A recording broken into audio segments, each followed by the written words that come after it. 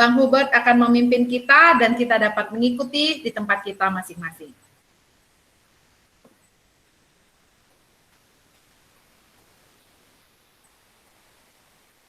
Silakan Bang Hubert.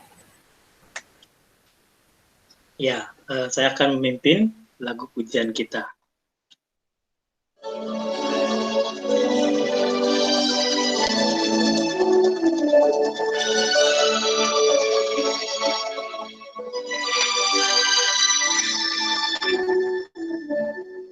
Saat kami berkumpul, kamu bekerja agar kami memuliakan nama-Mu. Kala hati kami mulai menyembah, berkat-Mu atas kami Tuhan, berkat-Mu atas kami.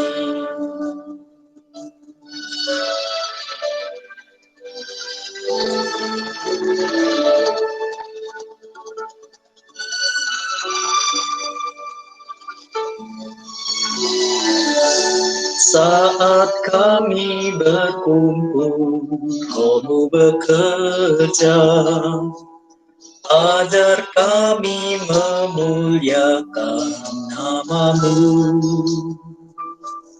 Kala hati kami mulai menyembah, berkat-Mu atas kami Tuhan, berkat-Mu atas kami. Kasih Tuhan tak berkesudahan, tak habis-habisnya rahmat-Nya,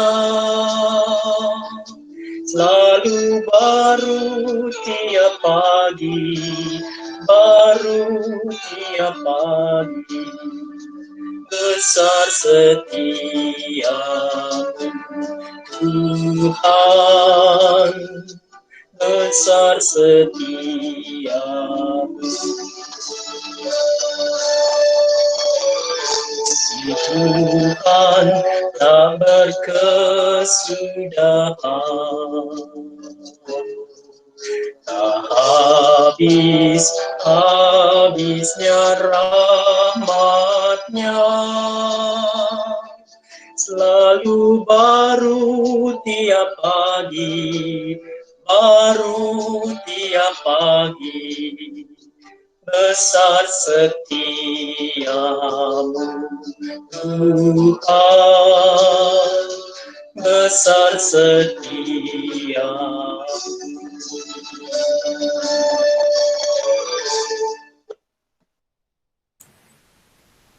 Mari kita berdoa. Benar ya Allah Bapa, saat kami berkumpul mau belajar kebenaran firman-Mu,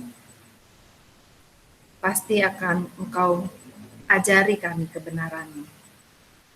Karena itu, tolonglah kami, anak-Mu yang lemah dan berdosa ini, siapkanlah hati dan pikiran kami untuk kami boleh berkonsentrasi dalam pembelajaran malam hari ini. Dan kami menyerahkan semua alumni yang sudah mendaftar, baik yang sudah ada di dalam room ataupun yang belum, kiranya Tuhan menolong kami untuk berkonsentrasi, dan bagi yang belum masuk, Tuhan mempercepat langkah mereka, sehingga mereka pun dapat menikmati kebenaran firman Tuhan dan bertumbuh melaluinya. Kami juga menyerahkan Bu Ina yang akan membawakan sesi kedua ini, biarlah roh Tuhan memimpin dia, mengajari dia, sehingga melaluinya kami boleh mengerti bagian dari 1 Samuel ini. Ke dalam tangan pengasihan-Mu ya Bapa, kami menyerahkan pembelajaran kami malam ini. Di dalam nama Tuhan Yesus, kami menyerahkan diri. Amin. Pengenalan yang benar akan Allah akan menghasilkan penyembahan yang benar pula kepadanya. Savior, we worship you. Mari kita nyanyikan bersama lagu ini, Lord of the Universe.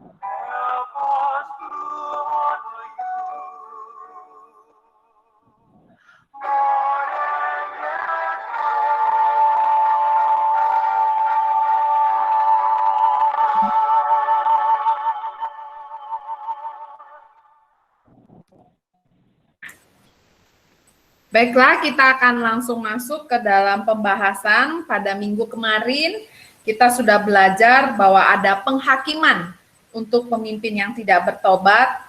Dan pada saat perang dengan Filistin, orang Israel kalah.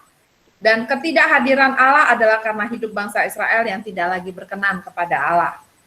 Ketika ada pertobatan yang nyata, mereka kembali menikmati belas kasihan Allah, dan akhirnya mereka membangun monumen untuk mengingat belas kasihan Tuhan. Nah, hari ini kita akan masuk ke babak berikutnya. Kepada Bu Ina, kami persilakan. Oke, baik. Mari sekali lagi kita berdoa. Bapa kami yang di surga, kami bersyukur Bapa, jika pada saat ini kembali kami boleh belajar firman-Mu. Berbicara kepada setiap kami, supaya melalui apa yang kami bahas tentang Saul dan Daud, kami kemudian juga mau belajar banyak tentang prinsip kebenaran firman-Mu. Kami berdoa di dalam nama Tuhan kami Yesus Kristus. Amin. Oke, saudara-saudara, kita sampai bagian kedua, seorang raja pada tempat Allah ya, 1 Samuel 8-14. Minggu lalu kita juga sudah melihat pasal 8 ya, mengenai analisa Tuhan terhadap umatnya, di mana kita melihat bahwa Tuhan murka ketika mereka meminta raja, bukan karena Tuhan tidak menginginkan kerajaan, tetapi karena mereka menginginkan raja seperti bangsa-bangsa lain, yang berarti menolak Tuhan sebagai raja besar mereka. Nah, sekarang kita melihat kemurahan Tuhan terhadap umatnya, 1 Samuel 9 sampai 1 Samuel 11. Nah, saudara-saudara, minggu lalu saya menekankan bahwa Tuhan murka. Tapi tentu saja Tuhan itu bisa mengambil suatu suaranya putus ya. Iya, Bu, coba mungkin kalau videonya dimatikan lebih jelas nggak, Bu? Coba, Bu. Jadi kita melihat bahwa Tuhan murka terhadap umatnya, ya.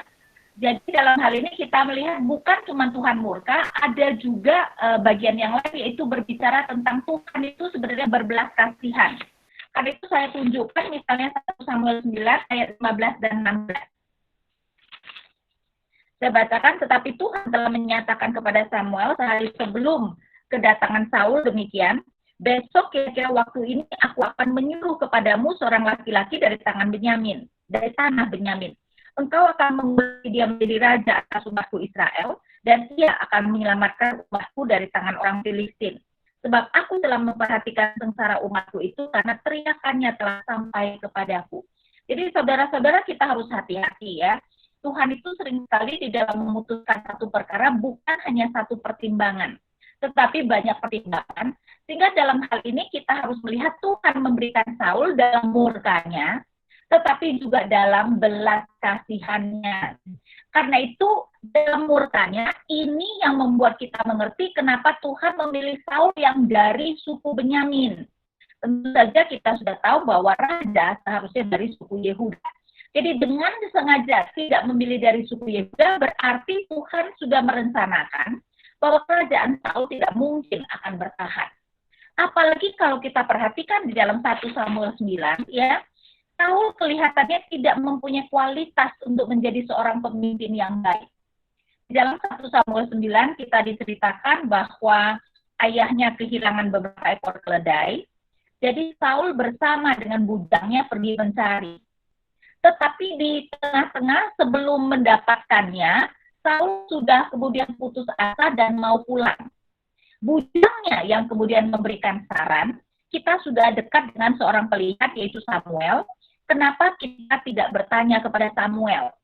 Nah, kemudian Saul berkata kepada bujangnya, tetapi aku tidak ada apa-apa yang bisa diberikan kepada pelihat tersebut. Jadi Nabi itu pada zaman sebelum monarki, sekali disebut sebagai pelihat. Nah, bujangnya berkata di ayat 8, jawab bujang itu pula kepada Saul, masih ada padaku 1/4 sikal perak. Itu dapat aku berikan kepada abdi Allah itu, maka ia akan memberitahukan kepada kita tentang perjalanan kita. Jadi coba lihat, dibandingkan antara Saul dengan bujangnya, kok sepertinya yang lebih menjadi pemimpin itu adalah bujangnya. Ya, karena itu kita melihat bahwa Tuhan memberikan raja dalam murka, karena memilih Saul dan Benyamin yang kurang bertanggung jawab dan penakut, tetapi dalam belas kasihannya, tujuannya adalah memberi Saul supaya mempersatukan Israel supaya bisa melawan musuh-musuh mereka. Nah, salah satu kelemahan daripada seorang hakim itu adalah karena di dalam zaman hakim-hakim, seorang hakim itu kan bekerja seorang diri. Maka dia itu tidak bisa menguasai seluruh Israel. Karena itu kelihatannya seorang hakim dalam kitab Hakim-Hakim hanya bisa berkuasa atas satu atau beberapa suku saja. Karena itu kenapa misalnya kita bisa melihat ketika satu hakim meminta suku-suku yang lain untuk membantu, seperti Gideon ketika meminta kota Penuel dan Sukot untuk memberi makan kepada orang-orangnya, mereka kemudian menolaknya. Ya, karena itu Tuhan mau memilih seorang raja supaya dapat mempersatukan seluruh Israel, dan dengan demikian tentu saja bisa kemudian bertempur dengan lebih baik melawan musuh-musuh mereka. Nah, tadi kan kita sudah mengatakan Saul itu sebenarnya agak penakut ya, dan memang nanti bisa kelihatan ketika nanti di publik diurapi Saul menjadi raja atau dipilih Saul menjadi raja, ternyata dia bersembunyi ya, sampai ketika disuruh ke depan dia tidak dapat ditemukan. Tuhan yang kemudian mengatakan dia bersembunyi di antara barang-barang. Jadi memang dia bukan seorang yang pemberani. Karena itu untuk menjadikan Saul seorang raja, kita melihat bahwa Tuhan melakukan sesuatu yang luar biasa, yaitu mengubah Saul menjadi manusia lain. Itu bisa kita lihat di pasal 10. Nah, pasal 10 intinya adalah Samuel kemudian mengatakan kepada Saul tanda-tanda yang akan terjadi supaya apa? Supaya Saul yakin dia memang dipanggil untuk menjadi raja. Kita tahu ada tanda-tanda, misalnya nanti dia akan bertemu dengan dua orang laki-laki di dekat kubur Rahel, ya, dan mereka akan berkata keledai-keledai yang cari sudah ketemu.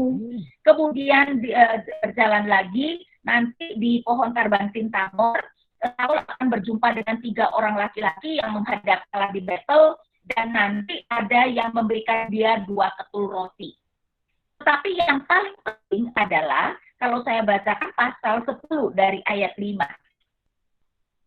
Itu kau akan sampai ke Gibea Allah, tempat kedudukan pasukan orang Filistin, dan apabila kau masuk kota, engkau akan berjumpa di sana dengan rombongan nabi yang turun dari bukit pengorbanan dengan gambus, rebana, suling dan kecapi di depan mereka. Mereka sendirilah akan kepenuhan seperti nabi. Perhatikan ayat 6. Maka roh Tuhan akan berkuasa atasmu, engkau akan kepenuhan bersama-sama dengan mereka dan berubah menjadi manusia lain. Perhatikan ya, dikatakan Saul akan berubah menjadi manusia lain, dan ini kemudian diulangi di ayat 8.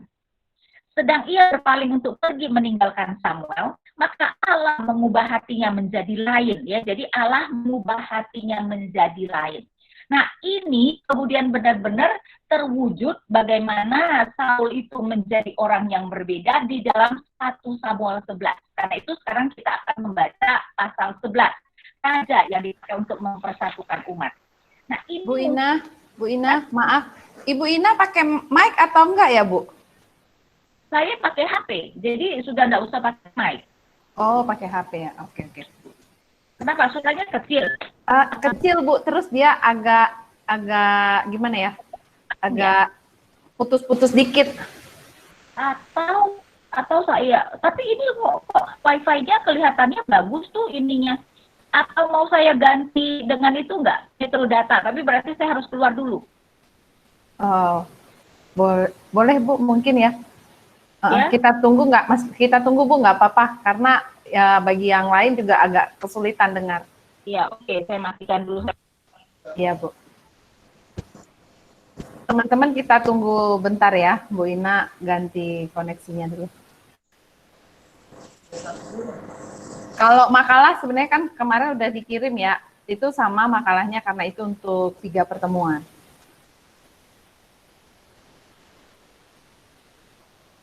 Nanti kalau mau ada yang bertanya seperti biasa diketik aja ya.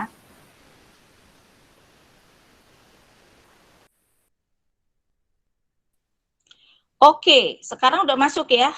Nah, ini lebih bagus, Bu. Lebih bagus ya? Oke. Oke, saya jadi sekarang kita akan melihat raja yang dipakai untuk mempersatukan. Saya matiin video deh ya supaya jelas. Oke. Jadi kita akan melihat raja dipakai untuk mempersatukan umat di pasal 11 ya. Nah, ini adalah bagian yang mungkin jarang kita tahu. Kita cuma taunya Allah murka pada Saul dan Saul tidak taat. Tapi sebenarnya pasal 11 adalah bagian di mana Saul itu benar-benar dipakai oleh Tuhan secara luar biasa. Nah, saya bacakan ya, jadi kita akan melihat lebih mendetil pasal 11. Maka Nahas orang Amon itu bergerak maju dan berkemah mengepung Yabesi Gilead. Lalu berkatalah semua orang Yabesi itu kepada Nahas, adakanlah perjanjian dengan kami, maka kami akan takluk kepadamu. Tetapi Nahas orang Amon itu berkata kepada mereka, dengan syarat inilah aku akan mengadakan perjanjian dengan kamu, bahwa tiap mata kananmu akan kucungkil. Dengan demikian aku mendatangkan malu kepada segala orang Israel. Nah, saudara-saudara, di sini kita melihat ada sesuatu yang sangat jahat yang diminta oleh orang Amon ya. Dengan Yabesi mengatakan, adakanlah perjanjian dengan kami, maka kami akan takluk kepadamu, berarti mereka itu setuju untuk dijadikan budak. Ya, di dalam dunia kuno itu biasanya begitu ya, ketika satu kota takluk kepada kota lain atau satu bangsa takluk kepada bangsa lain, bangsa yang takluk itu akan dijadikan budak. Tapi sekali ini orang Yabesi Gilead tidak cukup menjadikan mereka budak, meminta supaya setiap mata kanan orang Yabesi Gilead dicungkil. Nah, saudara-saudara, kalau kita melihat Alkitab memberikan detail, biasanya pasti ada perlunya.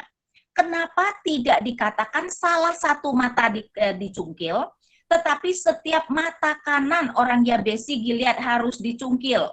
Nah, dalam hal ini coba kita bayangkan ya, di dalam dunia kuno, jika orang itu seorang prajurit, biasanya tangan kanan memegang senjata, tangan kiri memegang perisai. Nah, perisai itu seharusnya cukup besar, sehingga apa? Sehingga kalau dia membawa perisai itu di depan, akan menutup mata kirinya. Jadi kalau dia dengan perisai di depan badannya, dia hanya bisa melihat dengan mata kanannya. Sekarang mata kanannya minta dicungkil, berarti dia itu harus memiringkan perisainya. Dengan demikian dia tidak akan efisien lagi dalam bertarung ya. Jadi di sini kita melihat orang Amon bukan hanya mau menghina, bukan saja bersikap kejam, tapi juga bersikap sangat cerdik sehingga kemudian mereka akan memastikan bahwa orang Yabesi Gilead tidak mungkin nanti melepaskan diri dari mereka. Ayat 3. Para tua-tua Yabesi berkata kepadanya, berilah kelonggaran kepada kami 7 hari lamanya, supaya kami mengirim utusan ke seluruh daerah Israel, dan jika tidak ada seorang pun yang menyelamatkan kami, maka kami akan keluar menyerahkan diri kepadamu. Tapi coba saudara-saudara lihat ya, orang-orang Yabesi itu sangat tidak terdesak, kayaknya sangat tidak berdaya, sampai bersedia, walaupun meminta 7 hari untuk meminta pertolongan. Dan kenyataan bahwa orang Amon setuju menunjukkan bahwa mereka menganggap toh orang itu tidak ada orang yang berani menolong Yabesi Gilead. Karena sekali lagi pada zaman hakim-hakim, seorang hakim itu tidak bisa berkuasa atas semuanya, termasuk Samuel. Ya, seharusnya dia tidak bisa memimpin di bagian lain Yabesi Gilead itu di seberang sungai Yordan. Ya, karena itu kita melihat itu yang terjadi. Sekarang dari ayat 4. Ketika para utusan itu sampai di Gibea Saul dan menyampaikan hal itu kepada bangsa itu, menangislah bangsa itu dengan suara nyaring. Saul baru saja datang dari padang dengan berjalan di belakang lembunya, dan ia bertanya, ada apa dengan orang-orang itu sehingga mereka menangis? Mereka menceritakan kepadanya kabar orang-orang Yabesi itu. Nah, Saul sudah menjadi raja, tapi dia belum berfungsi sebagai raja. Kita lihat di sini, dia masih ke padang, ya, berjalan di belakang lembunya, jadi mungkin menggiring lembu begitu, ya, karena memang dia sudah diurapi, tapi belum menjadi raja, dan dia kembali ke kotanya. Sekarang kita melihat Tuhan itu akan memakai situasi ini supaya benar-benar Saul nanti bisa berfungsi sebagai raja. Sekarang saya baca ayat 6. Ketika Saul mendengar kabar itu, maka berkuasalah roh Allah atas dia dan menyala-nyalalah amarahnya dengan sangat. Diambilnyalah sepasang lembu, dipotong-potongnya, lalu potongan-potongan itu dikirimnya ke seluruh daerah Israel dengan perantaran utusan. Pesannya, siapa yang tidak maju mengikuti Saul dan mengikuti Samuel, lembu-lembunya akan diperlakukan juga demikian. Lalu Tuhan mendatangkan ketakutan kepada bangsa itu sehingga majulah mereka serentak.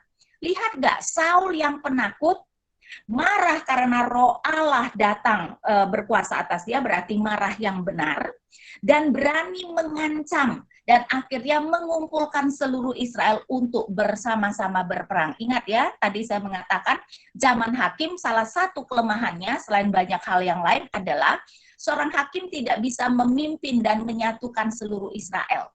Jadi sekarang Saul berhasil menyatukan seluruh Israel. Nah, kemudian kita melihat dari ayat 8, ketika Saul memeriksa barisan mereka di Besek, maka ada 300.000 orang Israel dan 30.000 orang Yehuda. Kepada para utusan yang datang itu dikatakan, beginilah kamu katakan kepada orang-orang Yabesi Gilead, besok pada waktu panas teriknya matahari akan datang bagimu penyelamatan. Ketika para utusan kembali dan memberitahukan hal itu kepada orang-orang Yabesi, bersukacitalah mereka.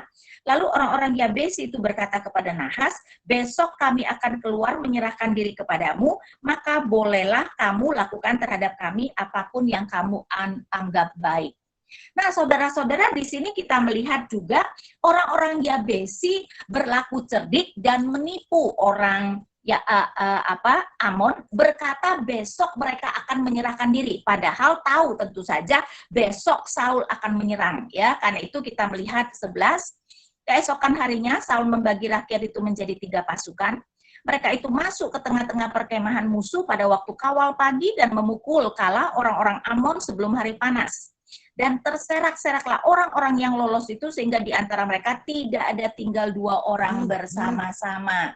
Jadi akhirnya Saul berhasil mengumpulkan seluruh Israel untuk berperang melawan Amon dan menang. Ya, jadi kita melihat raja yang dipakai dan mempersatukan umat. Jadi sebenarnya Saul itu memulai dengan baik, ya. Karena apa? Karena Tuhan mengubah dia menjadi manusia lain dengan roh Allah berkuasa atas dia. Kemudian kita melihat pasal berikutnya, ya, tuntutan Tuhan terhadap umatnya. 1 Samuel 12 itu adalah Samuel sebenarnya mau menekankan kembali betapa Tuhan itu murka terhadap umatnya ketika mereka meminta raja. Karena itu, ya, karena itu saya bacakan sebagian saja, ya. Jadi kita melihat bahwa yang dikehendaki umat bagaimana supaya, yang dikehendaki Tuhan bagaimana sikap umat adalah supaya mereka menjadi takut akan Tuhan. Saya bacakan 1 Samuel 12 ayat 16 sampai 19. Sekarang tinggallah berdiri dan lihatlah perkara yang besar yang akan dilakukan Tuhan di depan matamu ini. Bukankah sekarang musim menuai gandum? Aku akan berseru kepada Tuhan, supaya ia memberikan guru dan hujan. Lihatlah dan sadarlah bahwa besar kejahatan yang telah kamu lakukan itu di mata Tuhan dengan meminta raja bagimu. Lalu berserulah Samuel kepada Tuhan, maka Tuhan memberikan pada hari itu guru dan hujan, sehingga sangat takutlah seluruh bangsa itu kepada Tuhan dan kepada Samuel. Jadi Samuel mau menekankan betapa Tuhan marah dengan Tuhan akan memberikan hujan dan guru, padahal itu adalah musim panas, ya, sehingga ketika Tuhan menurunkan guru dan hujan, itu menunjukkan Tuhan murka kepada mereka. Ya, jadi dalam hal ini ayat 19, berkatalah seluruh bangsa itu kepada Samuel, berdoalah untuk hamba-hambamu ini kepada Tuhan Allahmu, supaya jangan kami mati sebab dengan meminta raja bagi kami menambah dosa kami dengan kejahatan ini. Ya, jadi Samuel menyatakan kepada umat bahwa permintaan mereka atas raja adalah jahat, karena itu kenapa Tuhan juga memberikan dalam murkanya, umat perlu belajar takut akan Tuhan.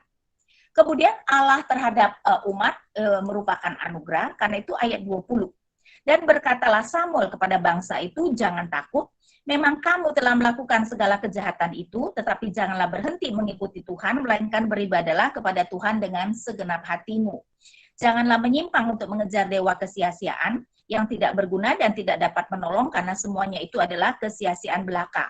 Sebab Tuhan tidak akan membuang umatnya, sebab namanya yang besar. Bukankah Tuhan telah berkenan untuk membuat kamu menjadi umatnya? Jadi dalam hal ini, ya, penekanannya adalah memang oke, umat, kamu sudah melakukan kejahatan, tetapi janganlah berhenti mengikuti Tuhan, dan Tuhan tidak akan membuang kamu. Ya, jadi ayat 24, hanya takutlah akan Tuhan dan setialah beribadah kepadanya dengan segenap hatimu, Sebab ketahuilah betapa besarnya hal-hal yang dilakukannya di antara kamu. Ya, jadi di sini kita melihat tuntutan umat adalah supaya umat takut akan Tuhan, sedangkan sikap Tuhan terhadap umat adalah penuh anugerah.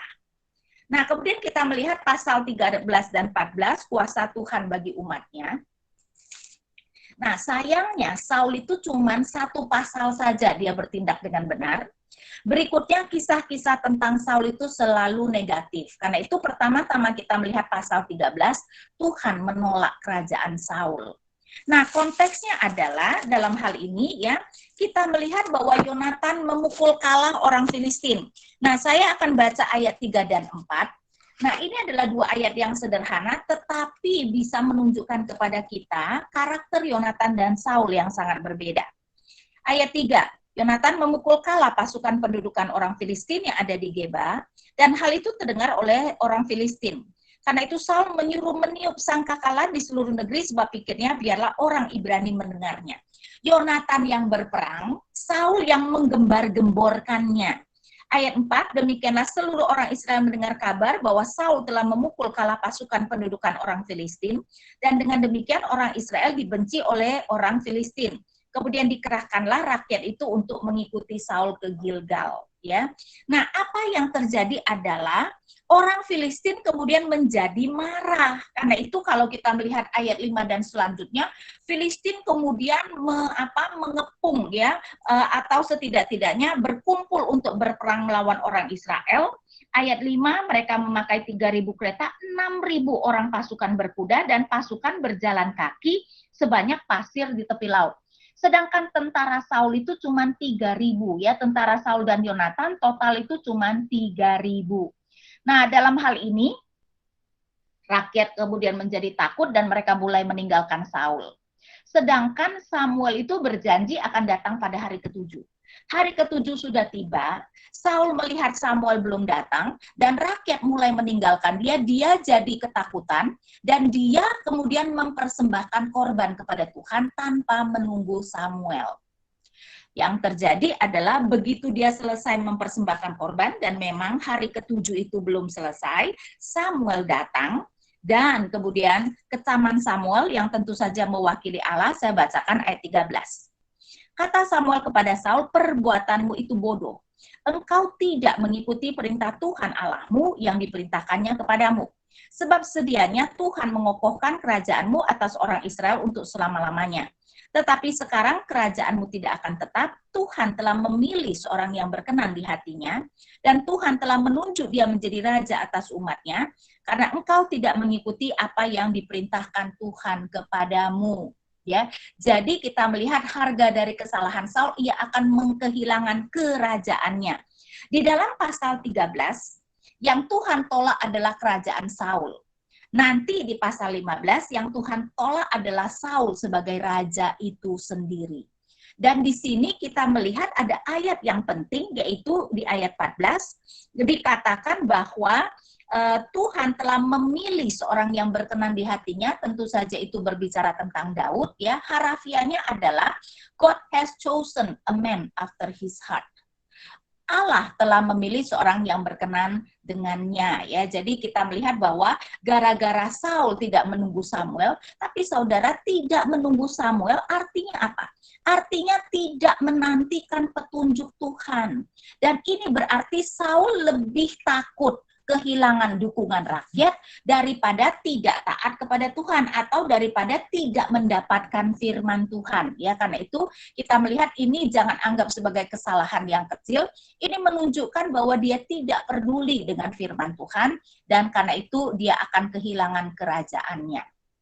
Nah, pasal ini dilanjutkan dengan ketidakberdayaan Israel, di mana digambarkan ayat 15, kemudian berangkatlah Samuel dan pergi dari Gilgal ke Gibeah Benyamin, tetapi Saul memeriksa barisan rakyat yang ada bersama-sama dengan dia itu kira-kira 600 orang banyaknya. Jadi tadinya ada 3.000, sekarang tinggal 600. Jadi memang yang meninggalkan Saul itu banyak. Tapi coba lihat, Saul itu baru ditolak kerajaannya, kelihatannya dia tidak begitu peduli, dia lebih memfokuskan menghitung tentaranya. Nah, tetapi apa yang terjadi? Ayat 17, maka keluarlah orang-orang penjara dari perkemahan orang Filistin dalam 3 gerombolan. Gerombolan yang satu mengambil jalan ke Ofra, ke daerah Sual dan sebagainya. Dan kelihatannya, karena gerombolan itu menjara, makanya di ayat 19 dikatakan seorang tukang besi tidak terdapat di seluruh negeri Israel. Sebab orang Filistin berkata, jangan-jangan orang Ibrani membuat pedang dan tombak. Ya, jadi mungkin ya tukang besinya diangkut begitu atau dihancurkan ya tokonya, sehingga kita bisa melihat bahwa ini menunjukkan betapa Israel sangat tidak berdaya. Ya, mereka tentu saja kalah jumlahnya dengan orang Filistin dan sekarang tidak ada tukang besi. Karena itu sampai dikatakan, walaupun saya rasa ini adalah hiperbol, ya ayat 22, sehingga pada hari pertempuran itu sebilah pedang atau lembing pun tidak terdapat pada seluruh rakyat yang ada bersama-sama Saul dan Yonatan, tetapi Saul dan Yonatan anaknya itu masih mempunyainya. Ya, jadi mau menyatakan betapa mereka itu sangat kekurangan senjata. Nah, kemudian kita melihat pasal 14. Nah, saudara-saudara, karena Saul sudah tidak taat kepada Tuhan, sekarang kita akan melihat Saul tidak pernah lagi melakukan hal yang benar. Dan Tuhan pakai anaknya yaitu Yonatan. Karena itu pasal 14 ya, petualangan iman yang menghasilkan kemenangan. Sekarang kita melihat bukan Saul tetapi Yonatan yang akan berinisiatif. Saya bacakan pasal 14. Pada suatu hari Yonatan bin Saul berkata kepada bujang pembawa senjatanya, mari kita berperang, mari kita menyeberang ke dekat pasukan pengawal orang Filistin yang di sebelah sana, tetapi tidak diberitahukan hal itu kepada ayahnya. Adapun Saul duduk di ujung Gibea di bawah pohon delima yang di Migron, dan rakyat yang ada bersama-sama dengan dia itu kira-kira 600 orang banyaknya. Yonatan berdua dengan bujang senjatanya mengatakan, ayo kita pergi ke tempat musuh, ke tempat orang Filistin. Ya, tidak memberitahu Saul karena Yonatan tahu Saul pasti tidak setuju. Ingat ya, Saul pada dasarnya bukan seorang pemberani. Yonatan adalah orang yang jauh lebih berani dari Saul. Nah, yang menarik adalah apa yang dilakukan Yonatan. Karena itu saya bacakan, ini sudah kelewatan. Iya. Ya, jadi kita melihat, oke, saya bacakan ayat 6. Berkatalah Yonatan kepada bujang pembawa senjatanya itu, mari kita menyeberang ke dekat pasukan pengawal orang-orang yang tidak bersunat ini. Mungkin Tuhan akan bertindak untuk kita, sebab bagi Tuhan tidak sukar untuk menolong, baik dengan banyak orang maupun dengan sedikit orang. Saudara-saudara harus mengerti keadaannya ya. Mereka itu nanti akan naik ke bukit. Nah, di situ dikatakan, di ayat 4 misalnya, ujung bukit yang satu itu sebenarnya licin, yang satu berbatu-batu, itu dari kata Boses dan Sene. Berarti nanti Yonatan dengan bujang pembawa senjatanya akan merangkak ke atas untuk bertemu dengan orang Filistin, sedangkan orang Filistin nanti sudah menunggu. Jadi kalau kita berbicara secara dari perspektif manusia, tidak mungkin mereka itu bisa menang. Tetapi Yonatan berkata, ya kembali lagi akhir ayat 6, sebab bagi Tuhan tidak sukar untuk menolong baik dengan banyak orang maupun dengan sedikit orang. Jadi kenapa Yonatan berani berdua saja merangkak ke atas? Karena dia berkata bahwa bagi Tuhan tidak sulit untuk menolong. Tapi menariknya saya bacakan lagi ayat 6 dari tengah, mungkin Tuhan akan bertindak untuk kita. Saudara-saudara perhatikan, Yonatan tidak memakai kata pasti, tetapi memakai kata mungkin. Kenapa tidak memakai kata pasti? Karena walaupun dia percaya Allahnya adalah Allah yang Maha Kuasa dan dapat memberikan kemenangan, tapi dia tentu saja sebagai hamba Allah tidak boleh mendikte Allah, melainkan memberikan kebebasan pada Allah untuk melaksanakan sesuai dengan rencananya. Allah pasti mampu. Pertanyaannya adalah apa yang Allah ingin lakukan, ya. Karena itu bagi Yonatan, Allahnya mampu, tetapi dia tahu dia tidak boleh mendikte Allah. Jadi ini menunjukkan kerendahan hati. Dan tentu saja untuk supaya dia jangan sampai salah memperhitungkan apa yang Allah kehendaki, kita tahu bahwa dia kemudian meminta tanda. Ya, jadi kalau kita melihat dari ayat 8 saya bacakan. Kata Yonatan, perhatikan kita menyeberang ke dekat orang-orang itu dan memperlihatkan diri kepada mereka.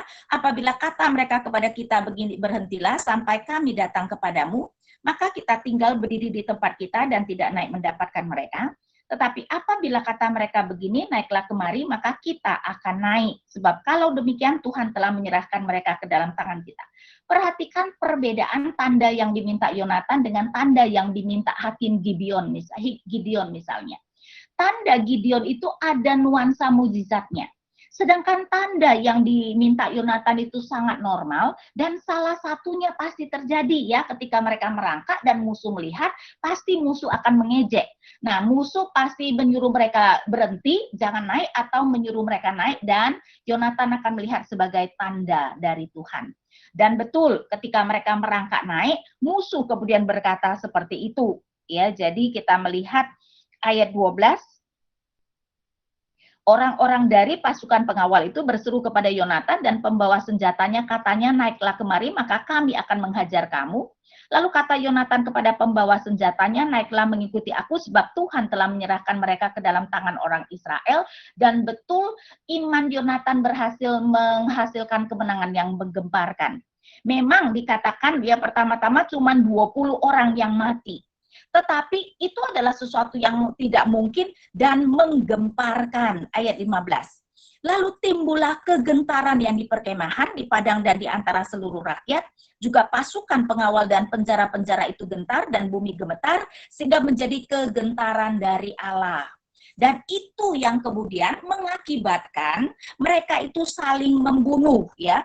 Baru setelah musuh itu kemudian gempar dan saling membunuh, Saul dengan Israel yang lain kemudian datang membantu, ya, sehingga akhirnya kita melihat iman Yonatan menghasilkan kemenangan yang menggemparkan dan memberikan kemenangan. Tapi ternyata kita akan melihat bahwa bukan saja Saul sudah tidak lagi dipakai oleh Tuhan, dia malahan hampir mencelakakan Yonatan. Karena itu kita melihat bayangan tragis pada keselamatan.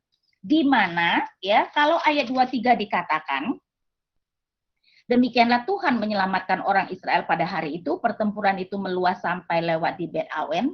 Tetapi sebelumnya ayat 24, ketika orang-orang Israel terdesak pada hari itu, Saul menyuruh rakyat mengucapkan kutuk, katanya, terkutuklah orang yang memakan sesuatu sebelum matahari terbenam, dan sebelum aku membalas dendam terhadap musuhku. Sebab itu tidak ada seorang pun dari rakyat yang memakan sesuatu. Nah, di sini kita bisa melihat ya betapa bodohnya Saul. Mereka sudah ketakutan, sekarang dia mengatakan rakyat tidak boleh makan apa-apa, dan bukan demi Tuhan loh ya. Dia mengatakan sebelum aku membalas dendam terhadap musuhku. Nah, apa yang terjadi adalah Yonatan tidak tahu kutuk yang dikatakan oleh Saul, karena itu dia makan madu ketika dia menemukan madu, ya. Dan apa yang terjadi, saudara, setelah mereka menang, rakyat itu saking kelaparannya tidak bisa benar-benar mengejar musuh, ya. Karena itu mereka berhenti makan dulu, bahkan rakyat itu saking kelaparan memakan binatang dengan darahnya, ya, karena tidak sabar menyembelih dengan darahnya semua dikeluarkan. Nah, akhirnya Saul menyuruh mereka harus memotong dengan benar. Nah, setelah itu Saul bertanya kepada Tuhan, apakah perlu mengejar musuh? Tapi Tuhan tidak menjawab, dan Saul berpikir, oh pasti ada orang yang melanggar kutuknya. Akhirnya dibuang undi dan ternyata memang jatuh pada Yonatan. Dan ini yang dikatakan Saul ayat 44. Kata Saul, beginilah kiranya Allah menghukum aku, bahkan lebih lagi daripada itu, sesungguhnya Yonatan engkau harus mati. Lihat nggak? Hari keselamatan hampir menjadi hari malapetaka karena Saul. Untungnya ayat 45, tetapi rakyat berkata kepada Saul, masakan Yonatan harus mati, dia yang telah mendapat kemenangan yang besar ini di Israel? Jauhlah yang demikian, demi Tuhan yang hidup, sehelai rambut pun dari kepalanya tak akan jatuh ke bumi. Sebab dengan pertolongan Allah juga dilakukannya hal itu pada hari ini, demikianlah rakyat membebaskan Yonatan sehingga ia tidak harus mati. Ya, jadi akhirnya rakyat melepaskan Yonatan dari kematian akibat kutuk Saul. Nah, sekarang kita akan masuk kepada apa yang para ahli katakan sebagai bagian ini menutup pemerintahan Saul. Bukan berarti tidak ada lagi cerita tentang Saul, tetapi fokus cerita lebih akan pada Daud. Karena itu dilihat bahwa ini merangkumkan pemerintahan Saul. Dan kenapa begitu? Karena digambarkan bagaimana kita diberikan mengenai nama dari anak-anak Saul. Karena itu saya bacakan dulu dari ayat 49 ya. Anak-anak lelaki Saul ialah Yonatan, Yeswi dan Malkisua, nama kedua anaknya yang perempuan, yang tertua bernama Merab, yang termuda bernama Mikal, dan sebagainya. Sedangkan yang mau menjadi fokus saya adalah ayat 47 dan 48, dan saya rasa dua ayat ini akan mengagetkan kita. Sejauh ini kita melihat bahwa Saul itu hanya positif pada pasal 11, pasal 13 negatif, pasal 14 negatif, pasal 15 negatif, dan seterusnya. Nanti akan tambah lama tambah negatif, tetapi saya bacakan ayat 47 dan 48. Setelah Saul mendapat jabatan raja atas Israel, maka berperanglah ia ke segala penjuru melawan segala musuhnya, melawan Moab, Bani Amon, Edom, raja negeri Zoba, dan orang Filistin. Dan kemanapun ia pergi, ia selalu mendapat kemenangan. Ia melakukan perbuatan-perbuatan yang gagah perkasa, memukul kalah orang Amalek, dan melepaskan Israel dari tangan orang-orang yang merampasi mereka. Lihat, penilaian positif atau negatif? Penilaian yang cukup positif. Dan ini seharusnya membuat kita bingung, kenapa bisa ada dua ayat yang mengatakan hal yang positif tentang Saul, padahal pasal-pasal sebelumnya dan pasal sesudahnya jelas sangat negatif. Berarti Alkitab mau menggambarkan ada dua penilaian. Ayat 47 dan 48 yang baru saya baca, itu adalah penilaian secara fakta. Nah, secara fakta sejarah, pemerintahan Saul cukup baik. Dia bisa melawan Moab, Amon, Edom, raja-raja negeri Zoba, dan bahkan orang Filistin dan mendapat kemenangan. Dan memang kan ya, apalagi nanti ketika ada Daud kan, maka ketika mereka berperang selalu menang. Nah, tetapi apa yang terjadi adalah fakta sejarah itu sebenarnya penulis Alkitab tidak terlalu tertarik. Karena itu yang penulis Alkitab tertarik adalah secara perjanjian dengan Allah, secara ketaatan dengan Allah. Itu yang dijabarkan di pasal 13, pasal 14, pasal 15, dan seterusnya. Secara perjanjian tidak baik. Ya, karena itu kita melihat bahwa Alkitab mau mengatakan kepada kita sebenarnya ada dua penilaian. Yang satu adalah fakta sejarah, yang satu adalah secara perjanjian atau secara ketaatan. Nah, saudara-saudara, kita biasanya menilai yang mana? Secara fakta sejarah atau ketaatan? Saya rasa kebanyakan kalau kita menilai orang, mungkin memang kita sulit menilai apakah dia taat atau tidak, karena itu kita biasanya menilai secara fakta sejarah, dan itu masuk akal ya. Tapi kita harus mengerti itu bukan yang paling penting bagi Tuhan. Yang paling penting bagi Tuhan adalah secara perjanjian, yaitu taat atau tidak. Karena itu saudara-saudara, setidak-tidaknya dalam menilai diri kita, kita jangan hanya menilai secara fakta, ya, tetapi kita harus menilai apakah kita sebenarnya taat kepada Tuhan di dalam apapun yang kita lakukan, ya. Jadi kita melihat bagian ini menutup pemerintahan Saul, walaupun sekali lagi bukan berarti nanti Saul tidak diceritakan, tetapi kita nanti mulai akan melihat pada Daud, ya, di mana Daud mulai muncul pada pasal 16. Oke, tapi saya berikan dulu kesempatan untuk bertanya sebelum nanti kita lanjutkan. Apakah ada pertanyaan? Silakan, ada yang mau bertanya? Kalau saya, Bu, mungkin mau nanya dulu, Bu. Mungkin teman-teman, oh ini ada, Bu, ini dulu ya. Bu Ina, manusia lain yang disebutkan dalam kisah Saul, apakah menghilangkan kepribadian Saul? Apakah ini artinya kepenuhan roh? Apakah ada kisah manusia lain dalam perjanjian baru? Nah, dalam hal ini tentu saja bukan menghilangkan kepribadian, tapi dengan kepribadian yang sama Tuhan kayaknya meningkatkan, dia menjadi lebih baik, ya.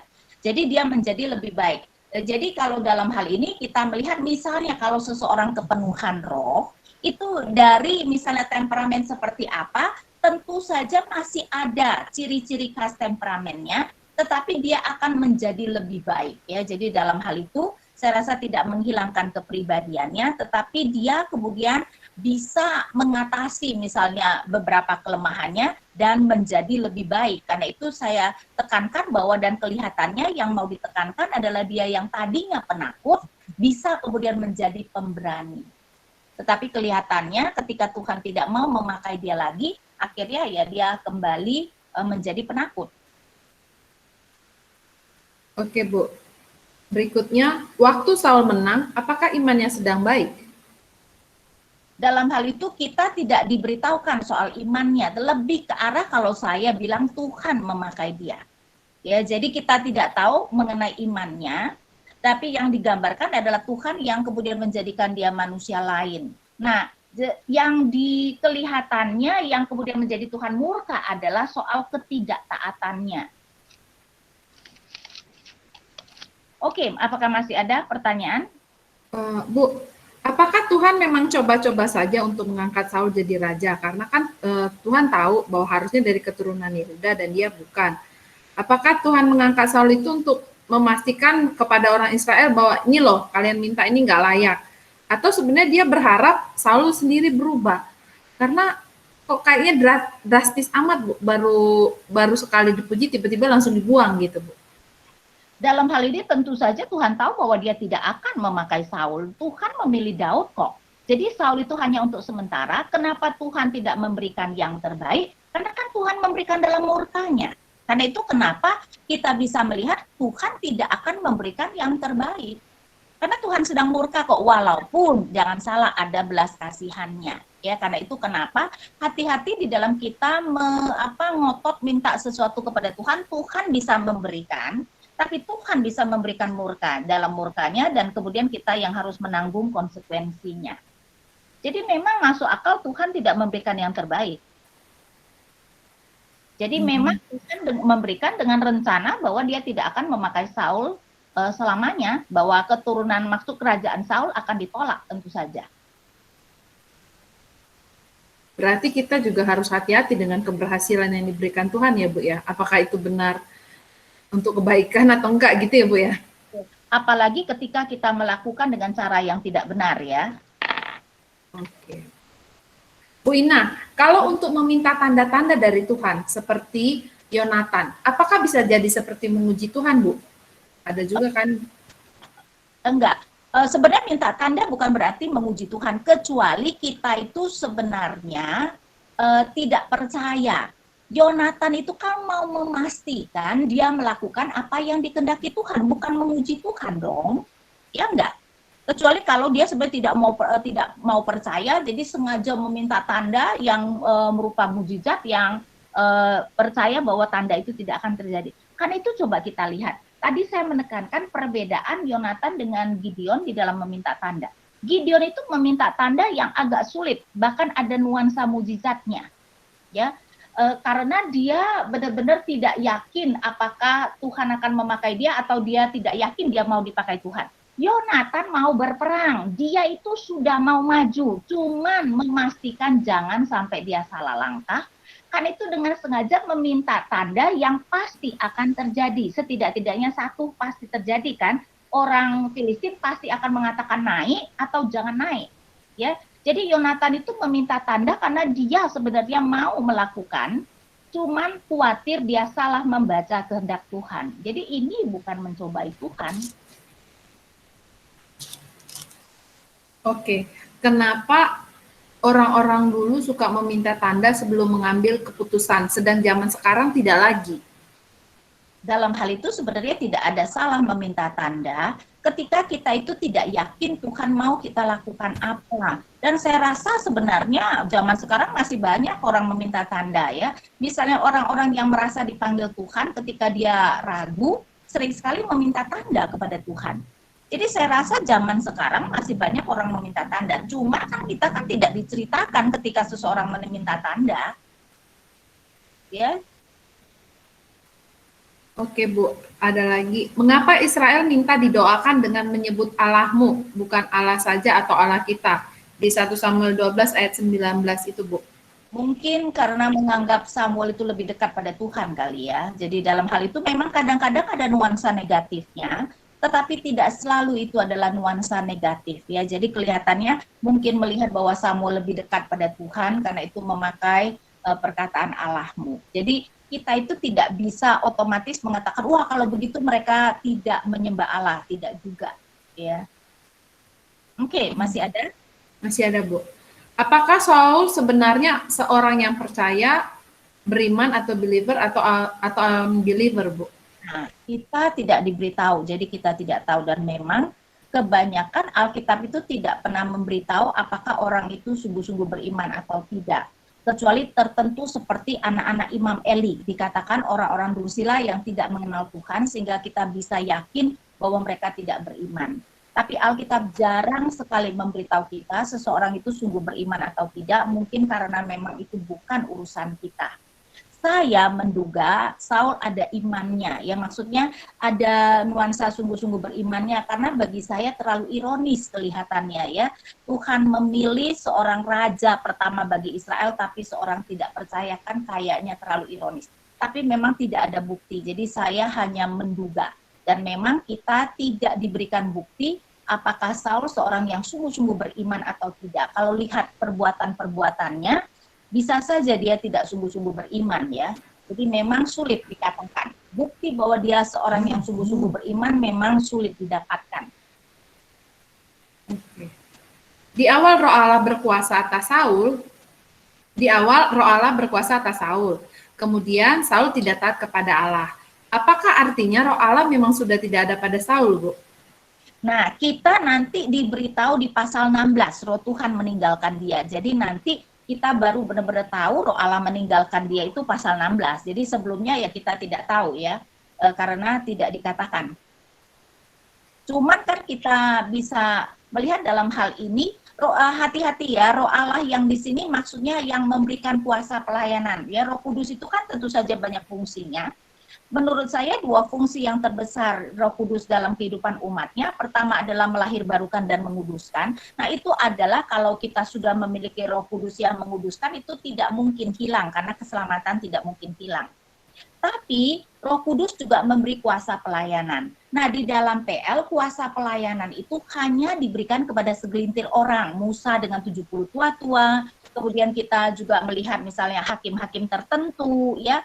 Nah, nanti di Pentakosta baru kemudian Roh Kudus mencurahkan kuasa kepada semua orang. Karena itu Tuhan Yesus berkata, ketika Roh Kudus turun, kamu akan menjadi saksiku ya. Kita akan diberikan kuasa untuk menjadi saksi bagi Tuhan. Nah, karena itu kita harus melihat Roh Kudus yang meninggalkan Saul itu berarti tidak lagi memberi kuasa Saul menjadi raja, itu tidak ada kaitannya dengan keselamatan. Dan kita baru diberikan itu nanti di pasal 16. Saya bacakan misalnya pasal 16 ayat 14, tetapi Roh Tuhan telah mundur daripada Saul. Jadi kita tidak tahu kapan tepatnya Roh Tuhan mundur, cuman di pasal 16 itu ditekankan Roh Tuhan telah mundur dari Saul. Ya, jadi kita tidak tahu persis kapan Roh Tuhan tidak lagi berkuasa atas Saul. Bu Ina, ketika Samuel menegur Saul di pasal 13, itu ada kalimat Tuhan telah memilih. Kalimat telah memilih sepertinya pemilihan sudah dilakukan. Sementara Samuel bertemu Daud sesudah terlihat di pasal sesudahnya. Jadi waktu itu dia belum ketemu sama Daud. Itu gimana, Bu? Iya dong, karena kan Tuhan yang mengatakan, karena itu Samuel pun tidak tahu siapa yang Tuhan pilih, karena itu nanti pasal 16 Samuel hampir salah mengurapi Eliab kakak Daud yang paling besar untuk menjadi raja kan.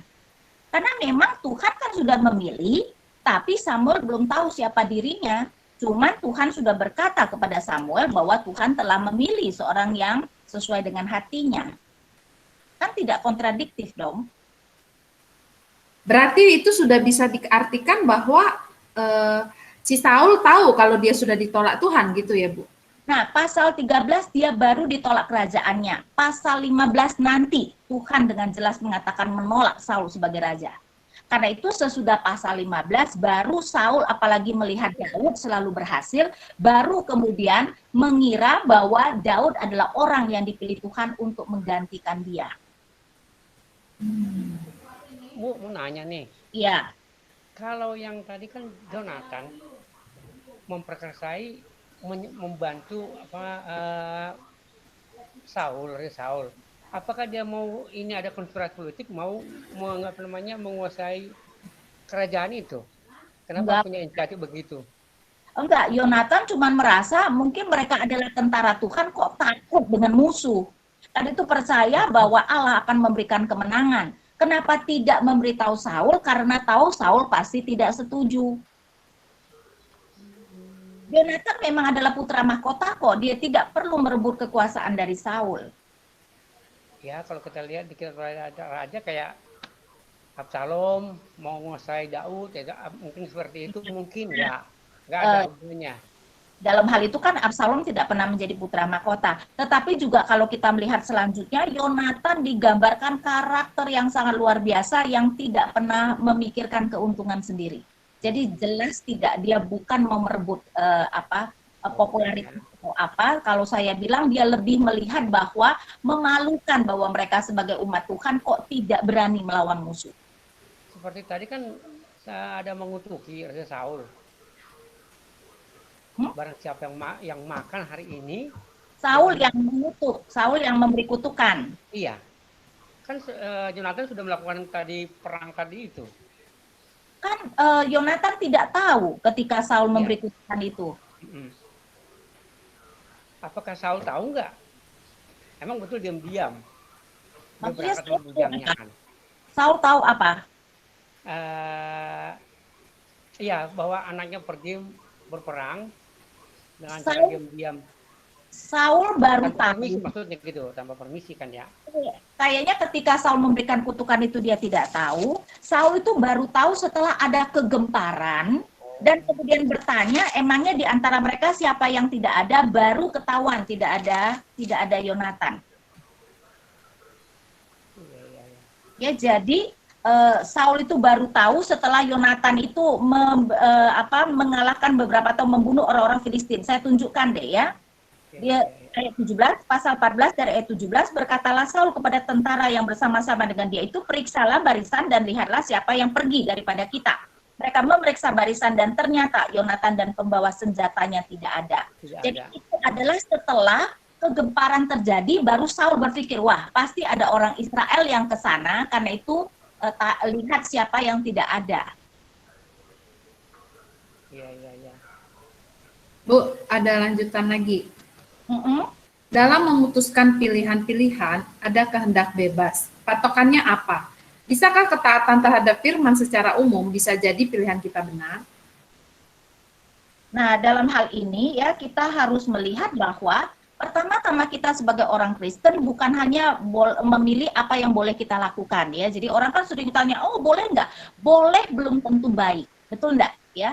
Nah, baik itu pun belum tentu kehendak Tuhan bagi kita atau yang terbaik. Karena itu kita sebagai orang Kristen bukan hanya seharusnya bukan cuma bicara tentang boleh, bahkan bukan hanya melakukan yang baik, kita harus melakukan yang terbaik. Yang terbaik apa? Yang terbaik adalah apa yang Tuhan kehendaki kita lakukan. Nah, itu tentu saja membutuhkan kepekaan dan itu adalah soal pergumulan pribadi dengan Tuhan ya. Jadi bagaimana kita itu peka terhadap tuntunan Tuhan. Nah, kalau saya bilang bagaimana kita belajar peka, kita belajar taat dalam hal kecil. Jadi apa yang sudah firman katakan, kita disuruh menolong sesama, kita disuruh mengampuni musuh, kita disuruh menginjili, kita lakukan. Dan kalau kita taat dalam hal kecil, nanti Tuhan saya percaya akan memberikan kita kepekaan kepada tuntunannya. Oke, Bu. Kalau ini tadi kayaknya udah ditanya ya. Yang berikutnya, bagaimana relevansi kehidupan mengandalkan firman dalam 1 Samuel dengan kehidupan sekarang, Bu? Karena saat Saul menyembelih korban, ia dilarang di pasal 13 ayat 10 tadi. Nah, karena kan sebenarnya yang boleh mempersembahkan korban kan imam. Di sini Bu dikatakan mengapa Raja Daud diizinkan di 2 Samuel 6 ayat 17-18. Nah, saya rasa ketika dikatakan Daud maksudnya Daud yang mungkin mempersembahkan korban harusnya imam yang melakukan. Ya, jadi walaupun dikatakan raja yang mempersembahkan, kita harus mengerti bahwa imam yang melakukan. Oh, jadi kalau dalam konteksnya Daud karena disuruh, tapi kalau dalam konteksnya Saul karena keinginan sendiri gitu ya, Bu? Maksudnya Daud juga tidak melakukan secara pribadi kan? Maksudnya tetap Daud yang coba berikan ayatnya 2 Samuel berapa? 2 Samuel 6 ayat 17-18, Bu. 2 Samuel 6 ayat 17-18. Ketika tabut Tuhan itu masuk ke kota Daud, maka Mikal anak perempuan itu menjenguk. Bukan itu ayat 6 kali ya, yang setiap 7 langkah ya. 2 Samuel 6 ayat berapa? 17-18, Bu. 17-18. Tabut Tuhan itu dibawa masuk lalu diletakkannya di tempatnya di dalam kemah yang dibentangkan Daud itu. Kemudian Daud mempersembahkan korban bakaran dan korban keselamatan di hadapan Tuhan. Saya rasa itu harus dimengerti, Daud yang mempersembahkan tapi imam yang melakukan. Ngerti nggak? Oh, Katakan raja yang mempersembahkan bukan berarti raja yang meletakkan di atas mezbah. Tetap harus imam yang meletakkan di atas mezbah. oh, oke. Berarti kalau Saul ini beneran-beneran dia yang membuat sendiri ke mesbahnya ya, Bu ya? Iya, dan itu yang kemudian membuat Tuhan murka. Oke. Oke, Bu. Sudah semua dijawab pertanyaannya. Oke, kita lanjutkan sekarang ya, seseorang yang sesuai dengan hati Allah.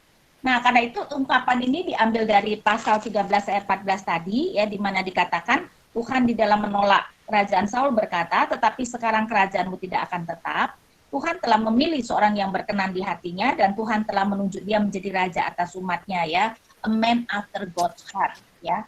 Nah, sekarang kita melihat raja yang ditolak versus raja yang baru diurapi. Saudara-saudara, dengan sengaja, 1 Samuel 15-17 ada empat perikop, dan kelihatannya mau mengkontraskan antara raja yang sudah ditolak dengan raja baru yang sudah diurapi. Karena itu kita lihat garis besarnya dulu ya.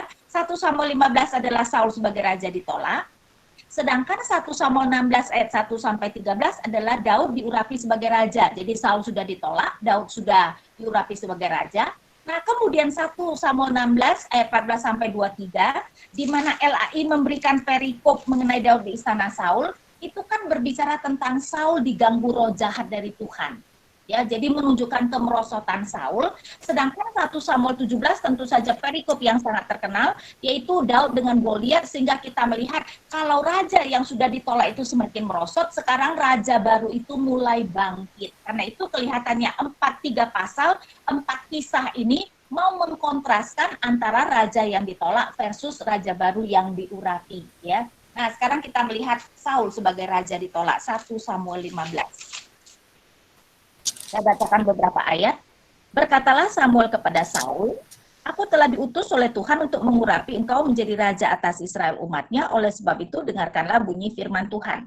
Beginilah firman Tuhan semesta alam, aku akan membalas apa yang dilakukan orang Amalek kepada orang Israel, karena orang Amalek menghalang-halangi mereka ketika orang Israel pergi ke Mesir. Ya, jadi memang Amalek itu adalah musuh bebuyutan Israel. Ketika mereka keluar dari Mesir, orang-orang Amalek itu berlaku curang, ya, jadi mereka itu dengan sengaja memukul dan membunuh orang-orang Israel yang tinggal di belakang. Karena itu Tuhan kemudian murka dan mengatakan orang Amalek akan menjadi musuh dengan Israel generasi ke generasi, jadi musuh bebuyutan.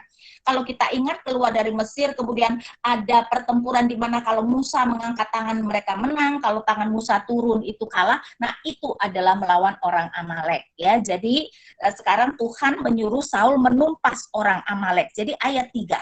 Jadi pergilah sekarang, kalahkanlah orang Amalek, tumpaslah segala yang ada padanya, dan janganlah ada belas kasihan kepadanya. Bunuhlah semuanya, laki-laki maupun perempuan, kanak-kanak maupun anak-anak yang menyusu, lembu maupun domba, unta ataupun keledai. Nah, biasanya Tuhan itu sampai menyuruh membunuh, sampai semua binatang juga membunuh, kalau itu adalah kota yang dikhususkan untuk ditumpas, seperti Yeriko dan Ai. Tidak semua kota Tuhan perlakukan seperti itu, tetapi ini mau digambarkan, dipersembahkan kepada Tuhan, ya, dan karena itu yang bernyawa harus dibunuh semua. Ya, jadi ini adalah perintah Tuhan kepada Saul. Tapi apa yang terjadi adalah Saul kemudian tidak menumpas semua Amalek, ya, bahkan Raja Agag itu tidak dibunuhnya. Dan juga tidak semua binatang. Jadi kalau kita teruskan membaca, saya tidak akan membaca semuanya, ya. Hanya binatang-binatang yang kurus yang kemudian dibantai, sedangkan binatang-binatang yang gemuk tidak. Jadi Saul tidak menumpas semua Amalek dan semua binatang seperti yang diperintahkan. Dan dia bahkan tidak merasa bahwa dia tidak taat pada Tuhan, ya, mungkin saking bebalnya. Karena itu ayat 10. Lalu datanglah firman Tuhan kepada Samuel, demikian aku menyesal karena aku telah menjadikan Saul raja, sebab ia telah berbalik daripada aku dan tidak melaksanakan firman-Ku. Maka sakit hatilah Samuel dan ia berseru-seru kepada Tuhan semalam-malaman. Ya, Samuel sedih bahwa Tuhan kemudian menolak Saul. Tetapi kemudian Samuel tetap harus taat, ayat 13. Ketika Samuel sampai kepada Saul, berkatalah Saul kepadanya, diberkatilah kiranya engkau oleh Tuhan, aku telah melaksanakan firman Tuhan. Lihat gak, saking bebalnya, sudah tidak taat, merasa bahwa dia melaksanakan firman Tuhan. Tetapi kata Samuel, kalau begitu apakah bunyi kambing domba yang sampai ke telingaku dan bunyi lembu-lembu yang kudengar itu? Jawab Saul, semuanya itu dibawa daripada orang Amalek, sebab rakyat menyelamatkan kambing domba dan lembu-lembu yang terbaik dengan maksud untuk mempersembahkan korban kepada Tuhan Allahnya, tetapi selebihnya telah kami tumpas. Lihat gak? Saul menyalahkan rakyat dan mengatakan bahwa tujuan rakyat adalah mempersembahkan binatang itu kepada Tuhan. Kan itu kemudian ada ayat yang paling penting, yaitu ayat 22 dan 23 di dalam pasal ini. Tetapi jawab Samuel 22, apakah Tuhan itu berkenan kepada korban bakaran dan korban sembelihan sama seperti kepada mendengarkan suara Tuhan? Sesungguhnya mendengarkan lebih baik daripada korban sembelihan, memperhatikan lebih baik daripada lemak domba-domba jantan. Sebab pendurhakaan adalah sama seperti dosa bertenung, dan kedegilan adalah sama seperti menyembah berhala dan terafim. Karena engkau telah menolak firman Tuhan, maka ia telah menolak engkau sebagai raja. Ya, jadi kita melihat intinya adalah yang Tuhan kehendaki terutama hanya satu hal, yaitu ketaatan, bukan persembahan tapi ketaatan. Dan dikatakan bahwa Tuhan menyesal menjadikan Saul raja atas Israel. Tentu saja bukan dalam arti, wah kalau tahu begitu aku tidak menjadikan Saul atas raja. Ini biasanya kita sebut sebagai memberikan emosi manusia kepada Allah, ya, dalam arti Tuhan sedih harus menolak Saul, walaupun tentu saja kita harus mengerti bahwa dari awal Tuhan sudah tahu dong bahwa nanti dia akan menolak Saul, ya. Jadi mengatakan Tuhan menyesal di sini sebenarnya menyatakan betapa dia sedih, ya. Karena itu kita melihat bahwa di sini ditekankan ada Tuhan tidak mungkin menyesal dan Tuhan menyesal, dan menunjukkan bahwa itu tidak kontradiktif tapi lebih bersifat paradoks, ya. Karena itu ayat 29, lagi sang mulia dari Israel tidak berdusta dan ia tidak tahu menyesal sebab ia bukan manusia yang harus menyesal. Ayat 5, sampai hari matinya Samuel tidak melihat Saul lagi, tetapi Samuel berduka cita karena Saul dan Tuhan menyesal karena ia menjadikan Saul raja atas Israel, ya. Jadi kita melihat di sini akhirnya Saul ditolak sebagai raja. Jadi kalau tadi pasal 13 kerajaannya ditolak, sekarang di pasal ini dia sebagai raja ditolak. Nah, kemudian Daud diurapi sebagai raja, 1 Samuel 16. Di sini ada sesuatu yang menarik, ya. Saya bacakan ayat 1 sampai 3. Berfirmanlah Tuhan kepada Samuel, berapa lama lagi engkau berduka cita karena Saul? Bukankah ia telah kutolak sebagai raja atas Israel? Isilah tabung tandukmu dengan minyak dan pergilah. Aku mengutus engkau kepada Isai orang Betlehem itu, sebab di antara anak-anaknya telah kupilih seorang raja bagiku. Tetapi Samuel berkata, bagaimana mungkin aku pergi jika Saul mendengarnya, ia akan membunuh aku. Firman Tuhan, bawalah seekor lembu dan katakanlah, aku datang untuk mempersembahkan korban kepada Tuhan. Menarik, ya. Apakah berarti Samuel berbohong? Dan apakah di sini berarti salah? Kan tidak mungkin salah, Tuhan yang menyuruh. Kalau begitu prinsip apa yang kita bisa pelajari? Dalam hal ini menurut saya prinsipnya adalah Tuhan itu berhak merahasiakan apa yang dia lakukan. Ya, jadi Tuhan berhak tidak menyembunyikannya dari Saul. Jadi dalam hal itu, dan memang kan Samuel benar-benar datang mempersembahkan korban, walaupun persembahan korban itu sebagai samaran, ya, sebagai kamuflase supaya tidak ketahuan kalau dia mengurapi Daud menjadi raja. Tapi dalam hal ini kita tidak boleh mengatakan bahwa itu adalah salah, ya. Lebih mau mengatakan bahwa Tuhan berhak merahasiakan, dan ini adalah cara Tuhan merahasiakannya. Dan kita melihat bahwa seperti yang saya katakan, Samuel itu hampir berbuat kesalahan. Ayat 6.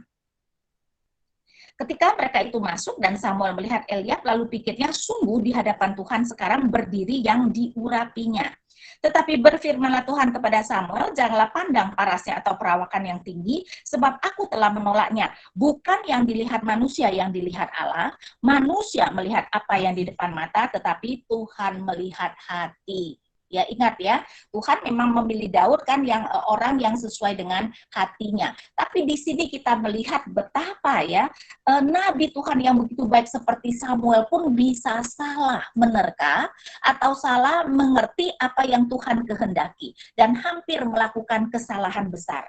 Dia berpikir Eliab itu perawakannya tinggi mengesankan. Kalau sampai Samuel mengurapi Eliab menjadi raja, maka kita akan memasuki Saul babak kedua. Karena Eliab itu mirip dengan Saul, perawakannya tinggi, ya.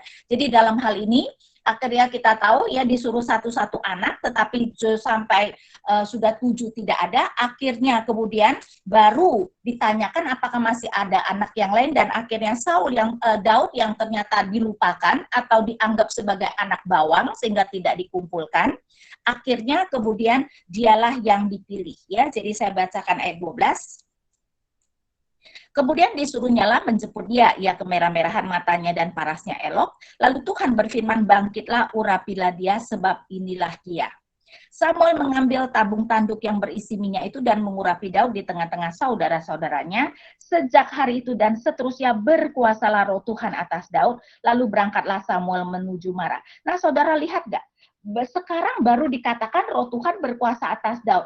Tentu saja Daud sudah menjadi orang percaya, ya. Jadi dalam hal ini sekali lagi ini adalah roh Tuhan yang berkuasa, yang memberikan kuasa pelayanan. Jadi sejak itu Daud diberikan kuasa pelayanan untuk menjadi raja, walaupun dia tidak langsung menjadi raja. Nah, seperti yang saya katakan, 3 pasal ini, 4 peristiwa ini, 4 perikop ini mau mengkontraskan Saul yang ditolak, yang semakin merosot, dan Daud yang sudah diurapi menjadi raja sekarang mulai bangkit. Karena itu kita masuk kepada perikop berikutnya, kemerosotan raja yang telah ditolak, ya, pasal 16 dari ayat 14.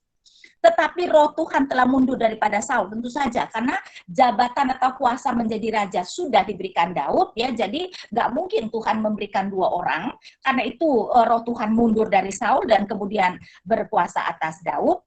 Dan sekarang ia diganggu oleh roh jahat yang daripada Tuhan.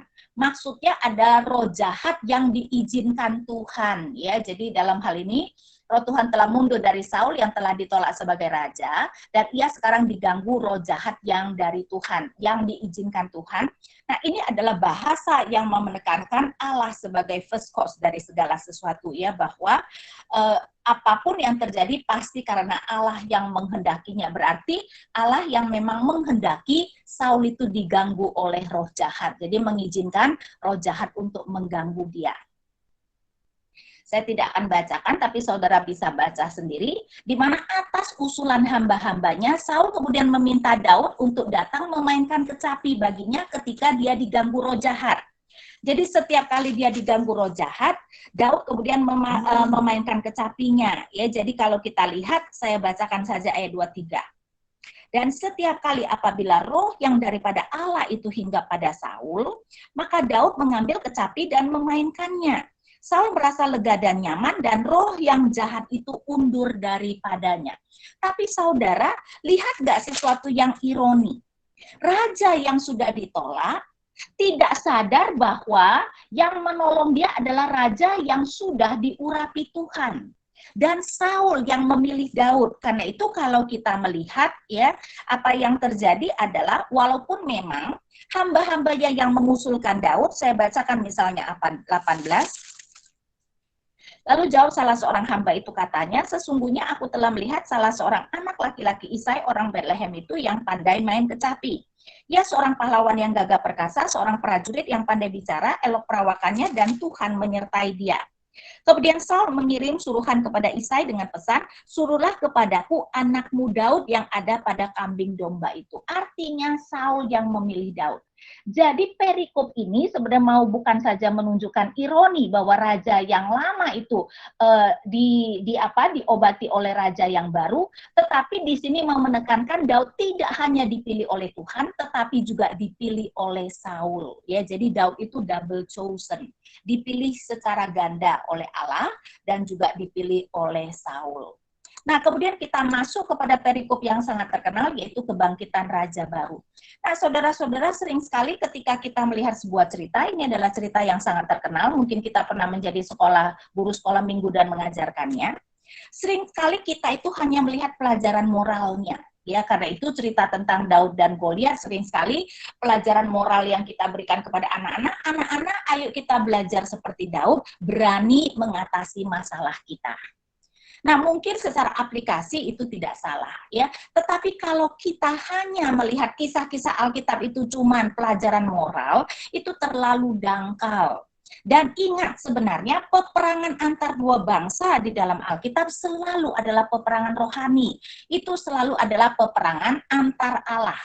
Karena itu kita tidak boleh hanya melihat ini soal Daud dan Goliat, di mana ini sebenarnya adalah soal Allah Israel dengan Allah Filistin, tetapi juga yang menarik adalah kata mencemooh atau menantang di dalam bahasa Ibrani kata itu harak, itu muncul sampai 6 kali, menunjukkan ini sebenarnya adalah inti daripada perikop ini. Karena itu saya bacakan misalnya pasal 17 ayat 10. Pula kata orang Filistin itu, aku menantang hari ini, ya, jadi diterjemahkan menantang. Di ayat 25, berkatalah orang-orang Israel itu, sudahkah kamu lihat orang yang maju itu sesungguhnya ia maju untuk mencemooh. Jadi kata harak itu bisa diterjemahkan menantang, bisa juga diterjemahkan mencemooh, dan muncul sampai 6 kali, ya, ayat 10, ayat 25, ayat 26 2 kali, ayat 36 dan 45, di mana mau menekankan bahwa Raja Baru ini membungkamkan mulut musuh. Yang terjadi adalah kita tahu, ya, Goliat menantang 40 hari, dan setiap hari itu 2 kali menantang Israel untuk bertempur, tapi tidak ada seorang pun yang berani. Akhirnya ketika Daud mendengar, padahal Daud itu kebetulan disuruh ayahnya untuk membawa makanan kepada kakak-kakaknya yang menjadi prajurit. Dan ketika dia kemudian mendengar cemoohan itu, saudara-saudara, ini adalah pertama kali kita mendengar Daud berkata-kata, dan kata-kata Daud di dalam 1 Samuel 17 itu adalah kata-kata yang teologinya sangat-sangat indah. Karena itu coba kita lihat apa yang menjadi perkataan Daud. Ya, jadi saya baca ayat 26. Ayat 26, lalu berkatalah Daud kepada orang-orang yang berdiri di dekatnya, apakah yang akan dilakukan kepada orang yang mengalahkan orang Filistin itu dan yang menghindarkan cemooh dari Israel? Siapakah orang Filistin yang tidak bersunat ini sampai dia berani mencemoohkan barisan daripada Allah yang hidup? Jadi kalau orang Israel yang lain, kita tidak tahu kenapa tidak ada Yonatan, kelihatannya tidak ada Yonatan, ya. Kalau ada Yonatan, kelihatannya dia akan berani maju, ya. Nah, di sini apa yang terjadi adalah dia tidak seperti orang Israel yang lain melihat Israel hanya Israel. Tapi Daud melihat Israel adalah barisan daripada Allah yang hidup. Nah, orang Israel sering sekali memang menyebut Allahnya Allah yang hidup. Kenapa? Karena mau mengkontraskan dengan Allah-Allah bangsa lain yang mati adanya.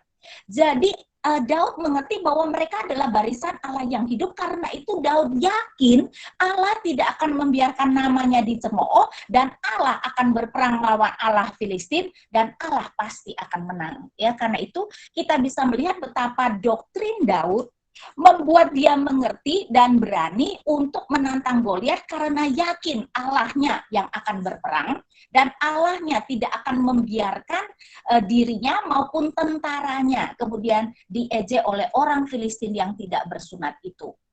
Dan memang kalau kita melihat permasalahannya adalah mau menunjukkan siapa Allah yang sejati, karena itu kita akan melihat betapa pertempuran ini adalah pertempuran para Allah. Saya bacakan ayat 43. Orang Filistin itu berkata kepada Daud, anjingkah aku, maka engkau mendatangi aku dengan tongkat. Lalu demi para allahnya, orang Filistin itu mengutuki Daud. Lihat, ya, demi para allahnya. Ayat 45.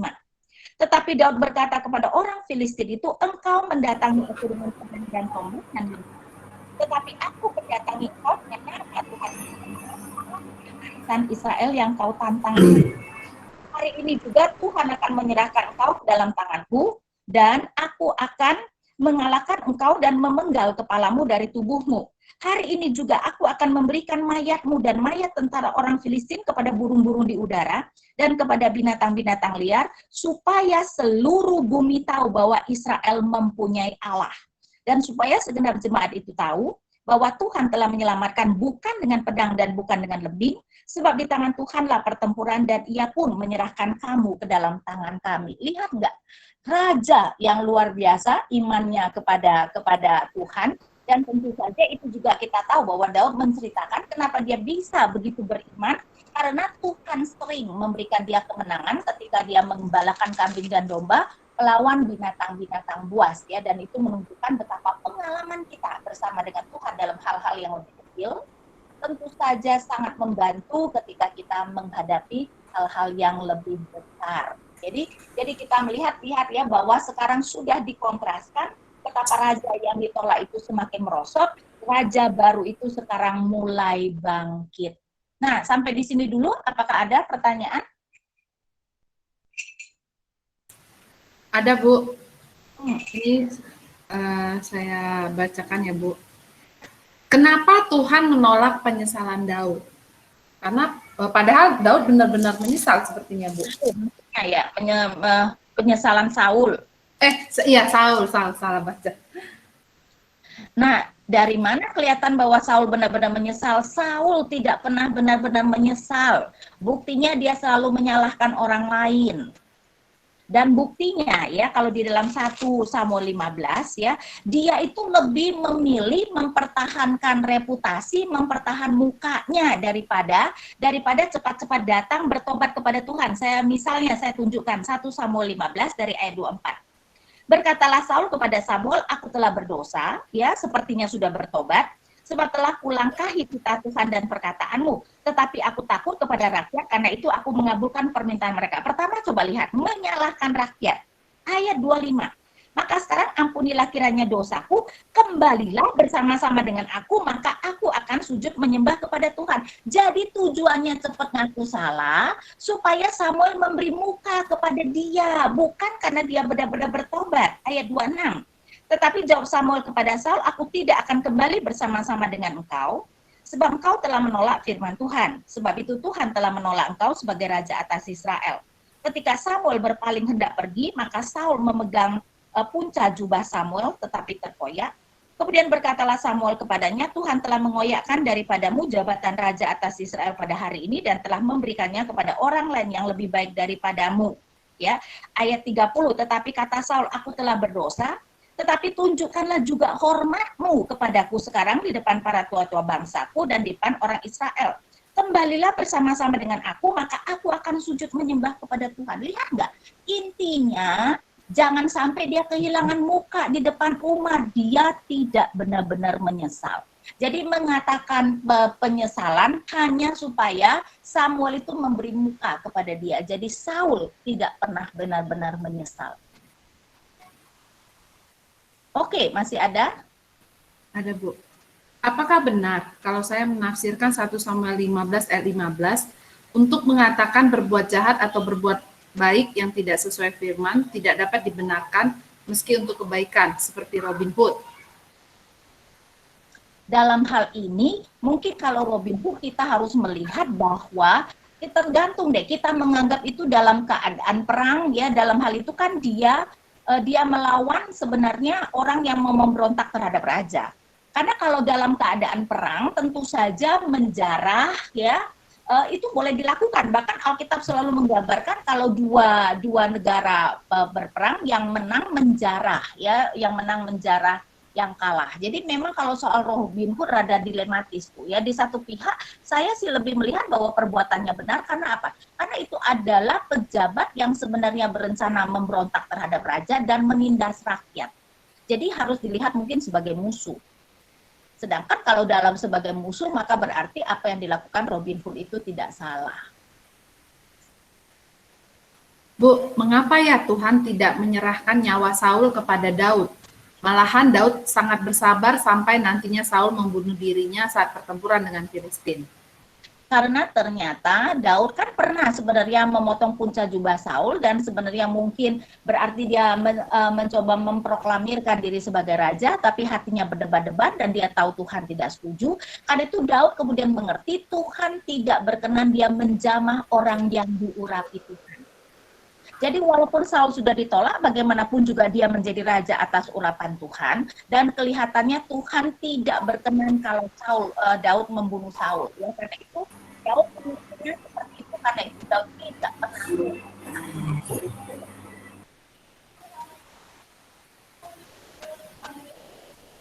Halo? Aduh. Maaf ya, ini suara Ibu Ina nggak kedengeran jadinya. Halo? Halo ya? Oke. Suara Ibu tadi sempat hilang, Bu. Oh, oke. Jadi sampai mana tuh? Saya sudah jawab atau belum jadinya? Yang mengenai Daud tidak membunuh, karena Daud karena dia orang yang diurapi Tuhan, sampai situ, Bu. Ya, jadi memang Daud mengerti bahwa dia tidak boleh membunuh orang yang diurapi Tuhan. Ya, jadi Daud tidak pernah berusaha untuk membunuh Saul. Jadi dia mengertinya seperti itu. Dan memang Tuhan yang mencegah dia. Itu nanti akan kita lihat di dalam 1 Samuel 24. Oke. Apakah Daud tahu dia akan menjadi raja, Bu? Oh, sudah dong. Kan sudah diurapi di dalam 1 Samuel 16 tadi, ayat 13. Jelas Daud sudah tahu dia akan menjadi raja. Tapi Bu, kenapa Saul dan Daud sudah diangkat jadi raja, tapi tidak langsung otomatis jadi raja? Kan kalau kita baca, dia beberapa tahun kemudian kan, baru secara jelas jadi raja. Kenapa begitu ya, Bu? Wah, kalau kenapa begitu itu urusan Tuhan deh ya. Kenapa Tuhan begitu? Mungkin Tuhan mau mengasah Daud terlebih dahulu, ya. Jadi dia sudah diurapi sebagai raja dan dia kemudian membangun reputasinya dipakai oleh Tuhan, ya. Jadi ya kelihatannya itu pasti rencana Tuhan. Oh. Karena saya kadang-kadang bertanya-tanya juga, Bu, ya, kok lama amat jadi rajanya padahal sudah ditentukan gitu. Betul, karena kan memang akhirnya Tuhan itu mau dia yang menghukum Saul, ya. Karena itu setelah Saul mati, baru Daud bertanya kepada Tuhan, apakah dia perlu pergi ke satu kota? Dan Tuhan kemudian katakan pergi ke Hebron. Jadi Daud kemudian pergi ke Hebron dan tua-tua Yehuda kemudian mengangkat dia menjadi raja. Tapi pertama-tama Daud itu hanya menjadi raja atas Yehuda selama 7,5 tahun. Sedangkan Abner, panglima Saul, itu kemudian mengangkat Isboset, anak Saul, menjadi raja. Baru setelah 7,5 tahun Daud menjadi raja, Isboset mati, tua-tua Israel kemudian datang kepada Daud di Hebron, mengurapi Daud menjadi raja. Itulah bagaimana Daud akhirnya menjadi raja atas seluruh Israel. Jadi Daud itu tidak pernah memproklamirkan dirinya sebagai raja dan tidak merebut kekuasaan untuk menjadi raja. Jadi dia menunggu waktunya Tuhan. Jadi kelihatannya tidak, ya, seorang yang sesuai dengan hati Tuhan. Bu Ina, kenapa di sejarah kerajaan-kerajaan perjanjian lama sangat terbiasa dengan pembunuhan? Sedangkan pada saat itu hukum Tuhan telah diturunkan, hukum Taurat yaitu jangan membunuh. Tapi seolah-olah Tuhan juga setuju dengan pembunuhan yang dilakukan bangsa Israel kepada musuh-musuhnya. Sampai dalam konteks apakah Tuhan menyetujui pertempuran hingga ada menghilangkan nyawa seperti itu, Bu? Nah, dalam hal itu kita harus mengatakan jangan membunuh, ya. Ketika itu cuma hal yang singkat begitu, berarti kita harus memakai bagian Alkitab yang lain untuk menafsirkan hukum jangan membunuh. Nah, karena Tuhan yang menyuruh membunuh orang Israel dalam perang, berarti membunuh dalam perang yang adil tidak melanggar hukum ke-6. Kenapa Tuhan menyuruh membunuh orang Kanaan? Karena itu sebagai penghakiman Tuhan terhadap mereka. Kejadian 15 ayat 16, ketika Tuhan berbicara kepada Abram, Tuhan kemudian berkata seperti ini. Saya bacakan Kejadian 15 ayat 16. Tetapi keturunan yang keempat akan kembali ke sini, yaitu setelah mereka di Mesir, sebab sebelum itu kedurjanaan orang Amori itu belum genap.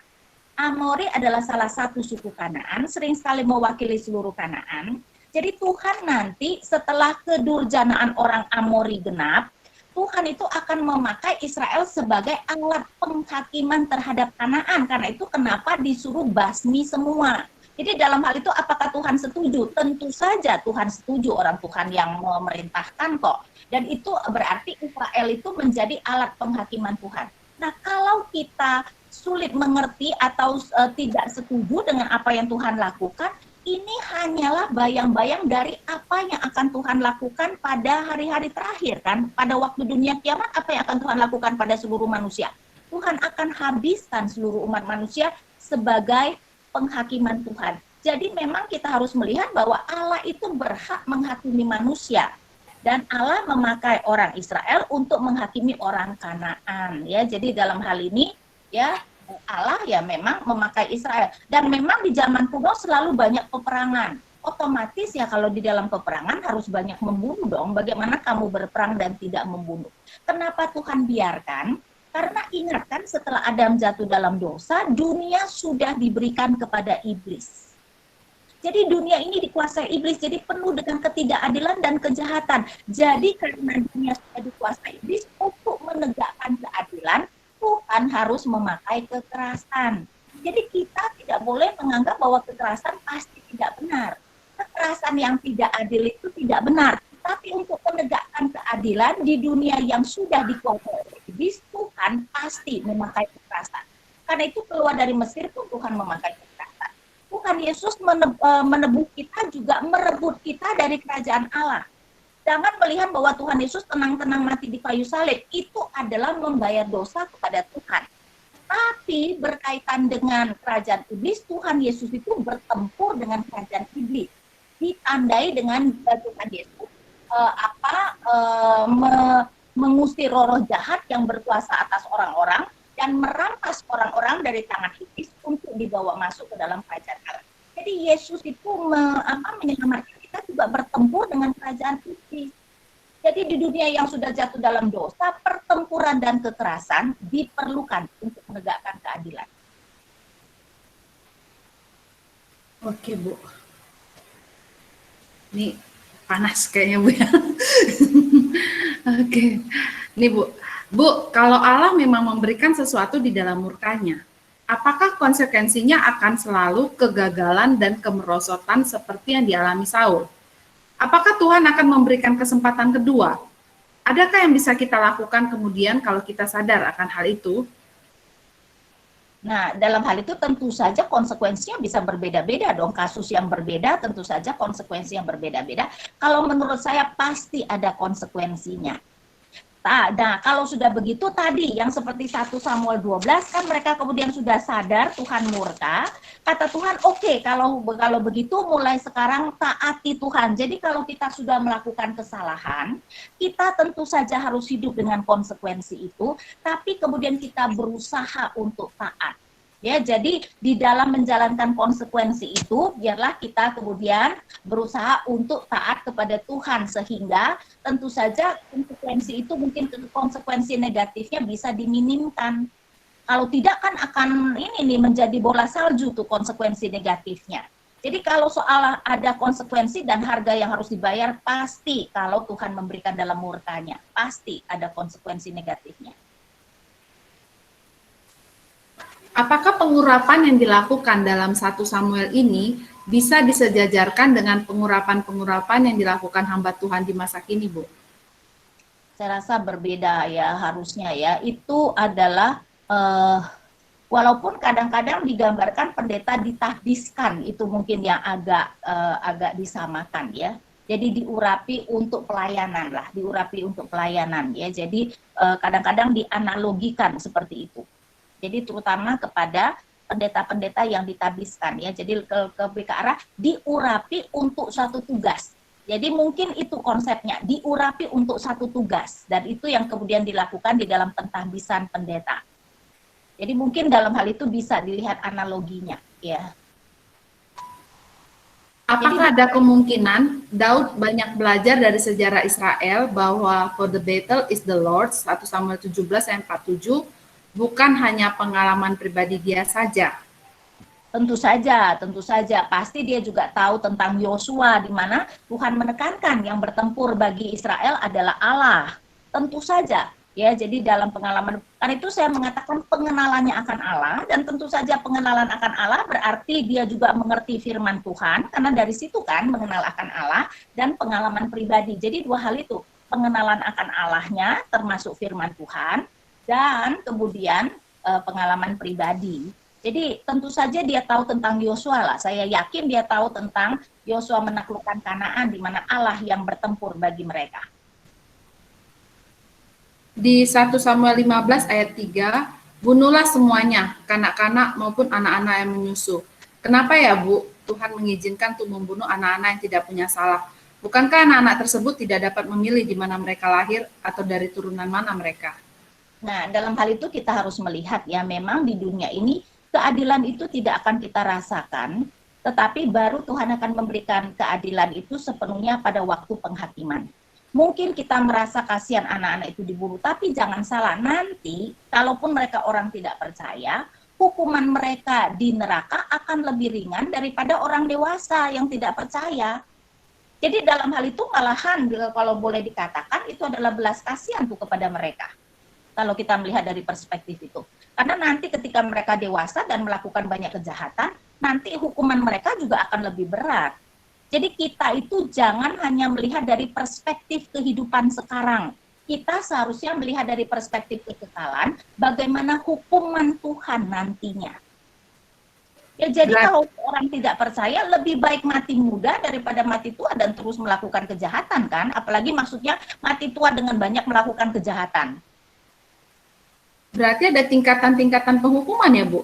Iya dong, kan nggak mungkin. Masa orang tidak percaya dihukum seperti iblis, mengerikan banget dong.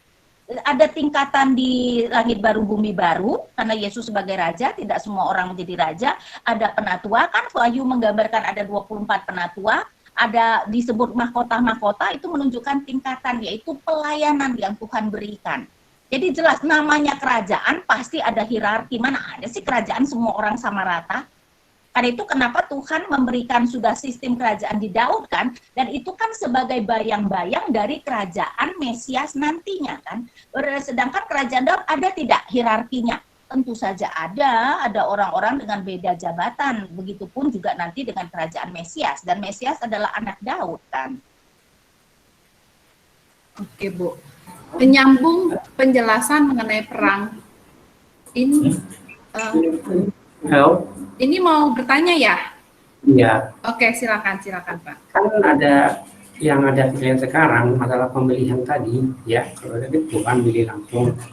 Kalau kita lihat pengurus-pengurus misalnya di tempat kita beribadah, kan banyak juga yang orang masih lihat dari segi mungkin materi, banyak malah tidak sesuai dengan ada bukan banyak sesuai dengan sulit didengar loh. Suaranya kayaknya ada gaungan begitu.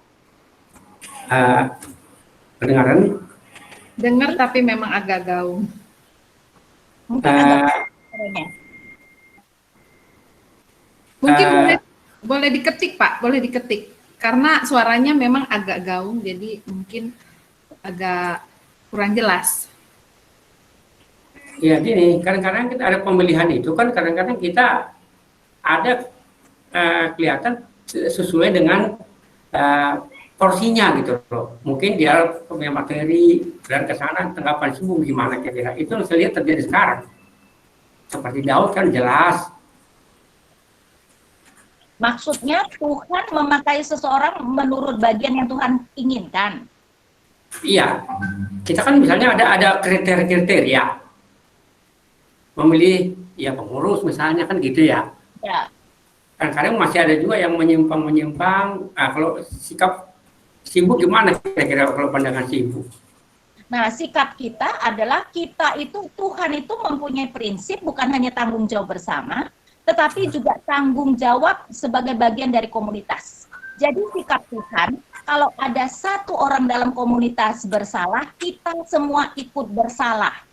Karena itu kenapa kita harus saling menegur, kenapa kita harus merupakan garam dan terang.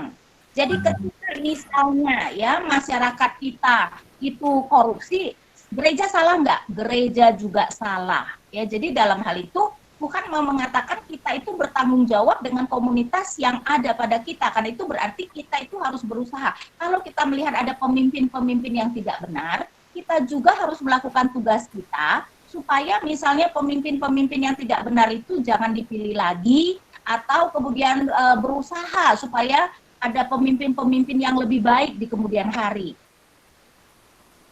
Yang kenyataan kalau kita menyuarakan kebenaran itu kan kadang-kadang sisi. Jadi kalau menyuarakan kebenaran itu menyakitkan, emang kita dimusuhi. Ya Bu ya?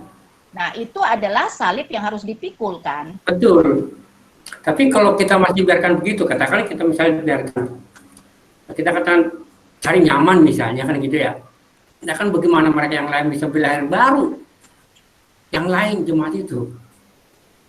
Ini memang saya pikir kalian saya lihat banyak kan, saya lihat di tempat, ya itulah yang saya lihat Bu, 20-an tahun saya perhatikan. Dalam hal itu kita lakukan yang terbaik yang dapat kita lakukan, ya memang bisa melakukan semuanya, ya kita lakukanlah apa yang bisa kita lakukan. Oke, kita lanjut ya Bu, kita lanjut ya Pak John. Ya. Ya, menyambung penjelasan mengenai perang, Bu. Saya jadi terpikir, berarti apakah gerakan seperti pasifisme yang anti perang tidak dapat sepenuhnya dibenarkan? Memang betul. Jadi karena itu misalnya pada zaman Perang Kedua, yang dilakukan sekutu-sekutu benar nggak? Benar dong. Masa membiarkan kemudian Nazi sembarangan membunuh dan sebagainya? Jadi pasifisme dalam arti sama sekali menolak perang itu juga tidak benar, karena ada yang namanya perang yang adil. Karena itu kenapa reform misalnya memberikan kriteria perang yang adil. Kalau kita kemudian masuk dalam perang yang adil, berarti ketika kita membunuh musuh kita tidak bersalah. Tapi kalau kita masuk dalam perang yang tidak adil, ya berarti kita bersalah tuh ketika membunuh orang dalam perang tersebut. Karena itu kita harus hati-hati. Kita hanya boleh terlibat dalam perang yang adil. Tapi kan misalnya negara kita tahu-tahu diserbu, kita harusnya berperang nggak? Harus dong sebagai rakyat ikut membela negara. Nah, boleh nggak jadi pasifis kalau begitu? Ya seharusnya tidak boleh, kita harus membela negara kita. Oke Bu, lanjut Bu. Teringat dengan pertobatan sejati, seringkali aku dengar tentang dosa kesayangan. Maksudnya dosa yang sulit untuk ditinggalkan. Nah, padahal ini dihadapi oleh anak pelayanan, mahasiswa atau anak Tuhan. Apakah seseorang tersebut belum bisa kita katakan sudah bertobat, sudah percaya Tuhan dan menerima Tuhan Yesus dalam hidupnya? Nggak bisa. Kita tidak bisa mengatakan seperti itu. Karena apa? Karena kan memang kita itu terlalu banyak kelemahan. Sehingga walaupun sudah menjadi orang percaya, ada bagian-bagian kita, mungkin dosa-dosa kita yang tetap kita itu tidak tersentuh ya, dalam arti belum kita perbaiki. Jadi kita itu tidak bisa seperti itu. Apalagi Paulus juga mengatakan ternyata ada orang Kristen yang masuk surga tanpa membawa buah. Artinya apa? Artinya hidupnya tidak berubah sama sekali.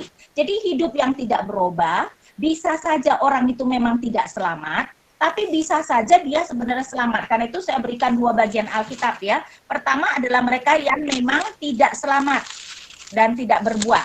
Yohanes 15, Tuhan Yesus berkata, "Akulah pokok anggur yang benar dan Bapakkulah pengusahanya. Setiap ranting yang padaku yang tidak berbuah dipotongnya." Ranting yang tidak berbuah dipotong berarti pasti mati kan? Ayat 6, "Barang siapa tidak tinggal di dalam aku, ia dibuang keluar seperti ranting dan menjadi kering. Kemudian dikumpulkan orang dan dicampakkan ke dalam api lalu dibakar." Jadi jelas orang ini tidak selamat. Tapi kan secara teologi kita kan harus tahu dong, kita diselamatkan bukan karena buah kita. Kita diselamatkan karena anugerah Tuhan dan iman kita kepada Kristus. Karena itu di dalam 1 Korintus 3, saya bacakan dari ayat 12 sampai 15. "Entahlah orang membangun di atas dasar ini dengan emas, perak, batu permata, kayu, rumput kering atau jerami. Sekali kelak pekerjaan masing-masing orang akan nampak, karena hari Tuhan akan menyatakannya, sebab ia akan nampak dengan api dan bagaimana pekerjaan masing-masing orang akan diuji oleh api itu. Jika pekerjaan yang dibangun seseorang tahan uji, ia akan mendapat upah. Jika pekerjaannya terbakar, ia akan menderita kerugian, tetapi ia sendiri akan diselamatkan, tetapi seperti dari dalam api." Jadi orang yang sama sekali tidak berubah, kita pun tidak bisa mengatakan dia itu tidak sungguh-sungguh percaya. Ya, jadi yang tahu ya Tuhan, apakah dia memiliki iman yang sejati atau tidak. Walaupun kalau kita mau tahu iman kita sejati atau tidak, Yakobus mengatakan harus dilihat dari perbuatan kita, harus dilihat dari buah kita, ya. Iman tanpa perbuatan adalah mati. Bu, yang untuk Saul kan ketika roh Tuhan mundur dari dia, maka Tuhan kan mengizinkan roh jahat mengganggu dia. Apakah setiap orang yang mengalami gangguan roh jahat itu bisa dikatakan roh Tuhan tidak ada pada dia? Dalam hal itu tidak bisa loh ya, itu gangguan dari luar kan, bukan gangguan dari dalam. Kalau gangguan dari dalam artinya dia dirasuki, berarti betul dia tidak punya Roh Kudus. Tapi kalau gangguan dari luar tidak dong, orang percaya bisa diganggu roh jahat dari luar. Kalau yang sampai kayak Saul gitu Bu, jadi kayak kehilangan kesadaran gitu kan, terus ditenangkan, jadi kayak nggak normal gitu Bu. Betul, tapi itu bisa terjadi pada orang Kristen aja bisa jadi gila kan? Umat yang percaya, apakah bahkan sungguh-sungguh percaya apa tidak bisa depresi? Bisa kan?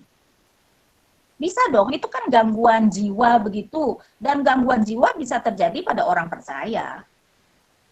Yang tidak bisa itu kerasukan dalam arti benar-benar dia itu dikontrol oleh roh jahat.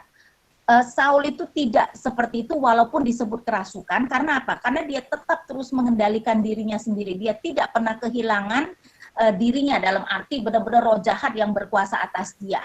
Roh jahat hanya mengganggu dia. Ya, jadi orang Kristen tentu saja bahkan orang yang sungguh-sungguh percaya bisa diganggu roh jahat. Bahkan biasanya ya kalau sebelum jadi orang percaya dia itu banyak bermain dengan kuasa kegelapan, walaupun sudah benar-benar bertobat, roh jahat tidak akan mudah meninggalkan dia dan biasanya akan diganggu terus-menerus. Ya, jadi orang percaya bisa diganggu roh jahat. Oke. Bu, dalam konteks sekarang, bagaimana kita tahu bahwa seorang itu ditinggalkan roh Tuhan atau tidak seperti kasus Saul? Apakah kita sebagai orang percaya bisa juga ditinggalkan oleh roh Tuhan?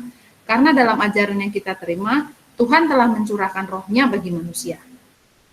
Kalau saya bilang Roh Kudus yang memberi kuasa bisa, dalam arti Tuhan tidak mau memakai lagi kan, dan kenyataannya bisa kan, hamba-hamba Tuhan yang tadinya luar biasa dipakai Tuhan, bisa nggak ditinggal dan tidak dipakai oleh Tuhan? Bisa, tapi ini bukan soal keselamatan, jadi bedakan ya, Roh Kudus yang melahirbarukan dengan Roh Kudus yang memberi kuasa pelayanan. Lahir baru, Roh Kudus yang melahirbarukan tidak mungkin meninggalkan orang yang sungguh-sungguh percaya, tapi kuasa dari Roh Kudus bisa dicabut. Maksudnya Tuhan bisa tidak lagi memberikan kuasa.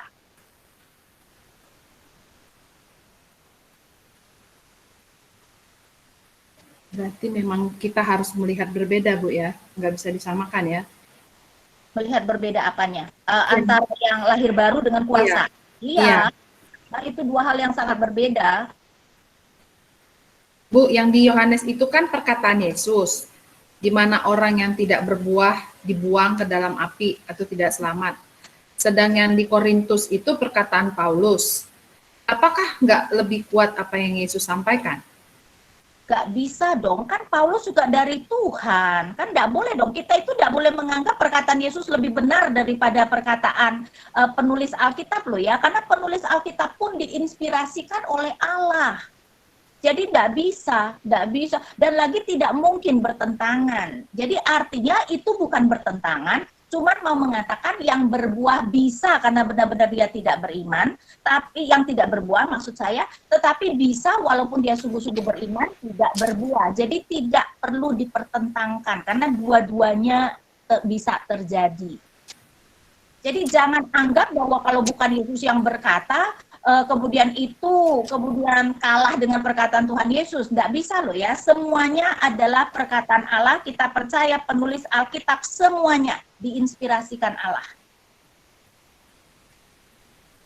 Oke Bu. Kayaknya pertanyaan udah selesai Bu, saya bacakan. Aku mau lanjutkan beberapa lagi atau bagaimana? Kita tinggal 5 menit loh, Bu. Iya, tinggal 5 menit, Bu. Jadi kita karena tinggal 5 menit, kalau Ibu lanjutkan tanggung ya, nanti nggak full gitu. Jadi bagi yang masih mau bertanya, boleh langsung chat atau boleh langsung ke Ibu. Silakan.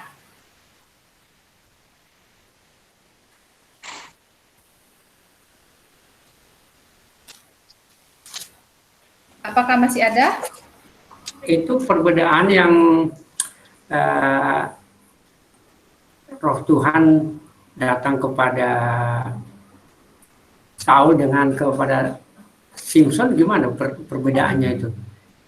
Sama, dalam hal itu roh Tuhan yang memberi kuasa, sama Pak. Jadi memang nuansa roh Tuhan yang memberikan kuasa, jadi sama. Ya. Oke. Bu, saya tuh sebenarnya, ada lagi nih Bu. Bentar ya. Bu Ina boleh tolong jelaskan lebih detail tidak mengenai dunia diserahkan pada iblis? Nah, saya berikan ayatnya ya, 1 Yohanes 5 ayat 19.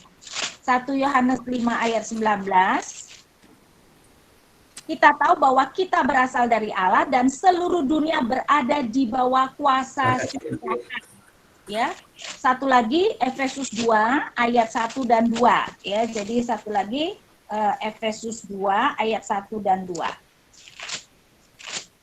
Kamu dahulu sudah mati karena pelanggaran-pelanggaran dan dosa-dosamu, kamu hidup di dalamnya karena kamu mengikuti jalan dunia ini, karena kamu mentaati penguasa kerajaan angkasa, yaitu roh yang sekarang sedang bekerja di antara orang-orang durhaka. Jadi kelihatannya begitu Adam jatuh dalam dosa, Tuhan memberikan dunia ini ke tangan kuasa iblis. Walaupun tentu saja tetap iblis tidak dapat melakukan apa yang tidak Tuhan kehendaki. Tetapi secara umum dunia ini diserahkan pada iblis. Karena itu kan kenapa kita harus dirampas dari tangan iblis, dibawa masuk ke dalam kerajaan Allah. Jadi Yesus itu harus merampas. Dan itu digambarkan dalam Matius 12 ayat 29 ya, saya bacakan Matius 12 ayat 29. Atau bagaimanakah orang dapat memasuki rumah seorang yang kuat dan merampas harta bendanya apabila tidak diikatnya dahulu orang kuat itu, sesudah diikatnya barulah dapat ia merampok rumah itu. Orang kuat yang dimaksudkan adalah iblis. Berarti Yesus mengikat iblis dan merampas apa yang ada di rumah. Apa yang dirampas? Yang dirampas itu adalah kita-kita yang tadinya berada di dalam kerajaan iblis dibawa masuk ke dalam kerajaan Allah. Karena itu kenapa Tuhan Yesus mengusir roh-roh jahat. Itu artinya ayat 28, tetapi jika aku mengusir setan dengan kuasa roh Allah, maka sesungguhnya kerajaan Allah sudah datang kepadamu. Tanda yang paling nyata kerajaan Allah sudah datang adalah Yesus merampas orang-orang yang dirasuki, merampas mereka dari tangan si jahat dan dibawa masuk ke dalam kerajaan iblis. Oke, kita tinggal 2 lagi ya pertanyaan. Oke, Bu Ina, ini ada pertanyaan. Apakah Saul diselamatkan, Bu, karena bunuh diri? Itu saya bilang saya nggak tahu. Kalau menurut saya diselamatkan, tapi kita tidak bisa persis tahu karena memang Alkitab tidak menceritakan. Oke. Bu Ina, boleh tolong jelaskan lagi soal hierarki di langit dan bumi yang baru? Nah, kerajaan itu kan pasti punya hierarki. Dan nanti di langit bumi dan baru itu adalah kerajaan Mesias. Dan kerajaan Mesias adalah kerajaan Daud. Ya, karena itu pasti ada hierarki. Karena itu di dalam perumpamaan talenta, Tuhan Yesus berkata kepada orang yang menghasilkan 5 talenta dan 2 talenta adalah apa? Kamu telah setia dalam perkara kecil, aku akan memberikan tanggung jawab dalam perkara yang lebih besar. Jadi mereka yang setia akan diberikan tanggung jawab dalam perkara yang lebih besar. Kalau yang kurang setia atau tidak setia, ya berarti tanggung jawabnya lebih kecil. Betul enggak? Karena itu orang akan diberikan pelayanan dan tanggung jawab yang berbeda di langit baru dan bumi baru nantinya. Dan itu tergantung kesetiaan kita di bumi. Oke, Bu. Demikianlah teman-teman semua pertemuan kita pada malam hari ini. Kita sudah membahas sampai 1 Samuel 17. Nanti kita akan lanjutkan kembali pada minggu depan, pertemuan terakhir. Nanti Ibu Ina akan menyelesaikan dari 1 Samuel 18 sampai terakhir ya. Oke, silakan Bu Ina tutup dalam doa. Oke, mari kita berdoa. Bapa kami yang di surga, biarlah dari kehidupan Saul dan terutama kenyataan bahwa Tuhan memberikan dua penilaian, secara fakta, sejarah, dan secara ketaatan, biarlah ini menyadarkan kami bahwa keberhasilan pelayanan kami bukan berarti kami pasti mentaati Engkau. Karena itu biarlah ini menjadi peringatan bagi kami, bahwa Tuhan lebih menghendaki ketaatan dari persembahan apapun, termasuk persembahan pelayanan kami. Karena itu Tuhan, ajarkan kami untuk lebih mengerti kehendak-Mu dan mentaati apa yang Tuhan ingin kami kerjakan. Kami berdoa hanya di dalam nama Tuhan kami Yesus Kristus. Amin. Amin. Terima kasih Bu Ina untuk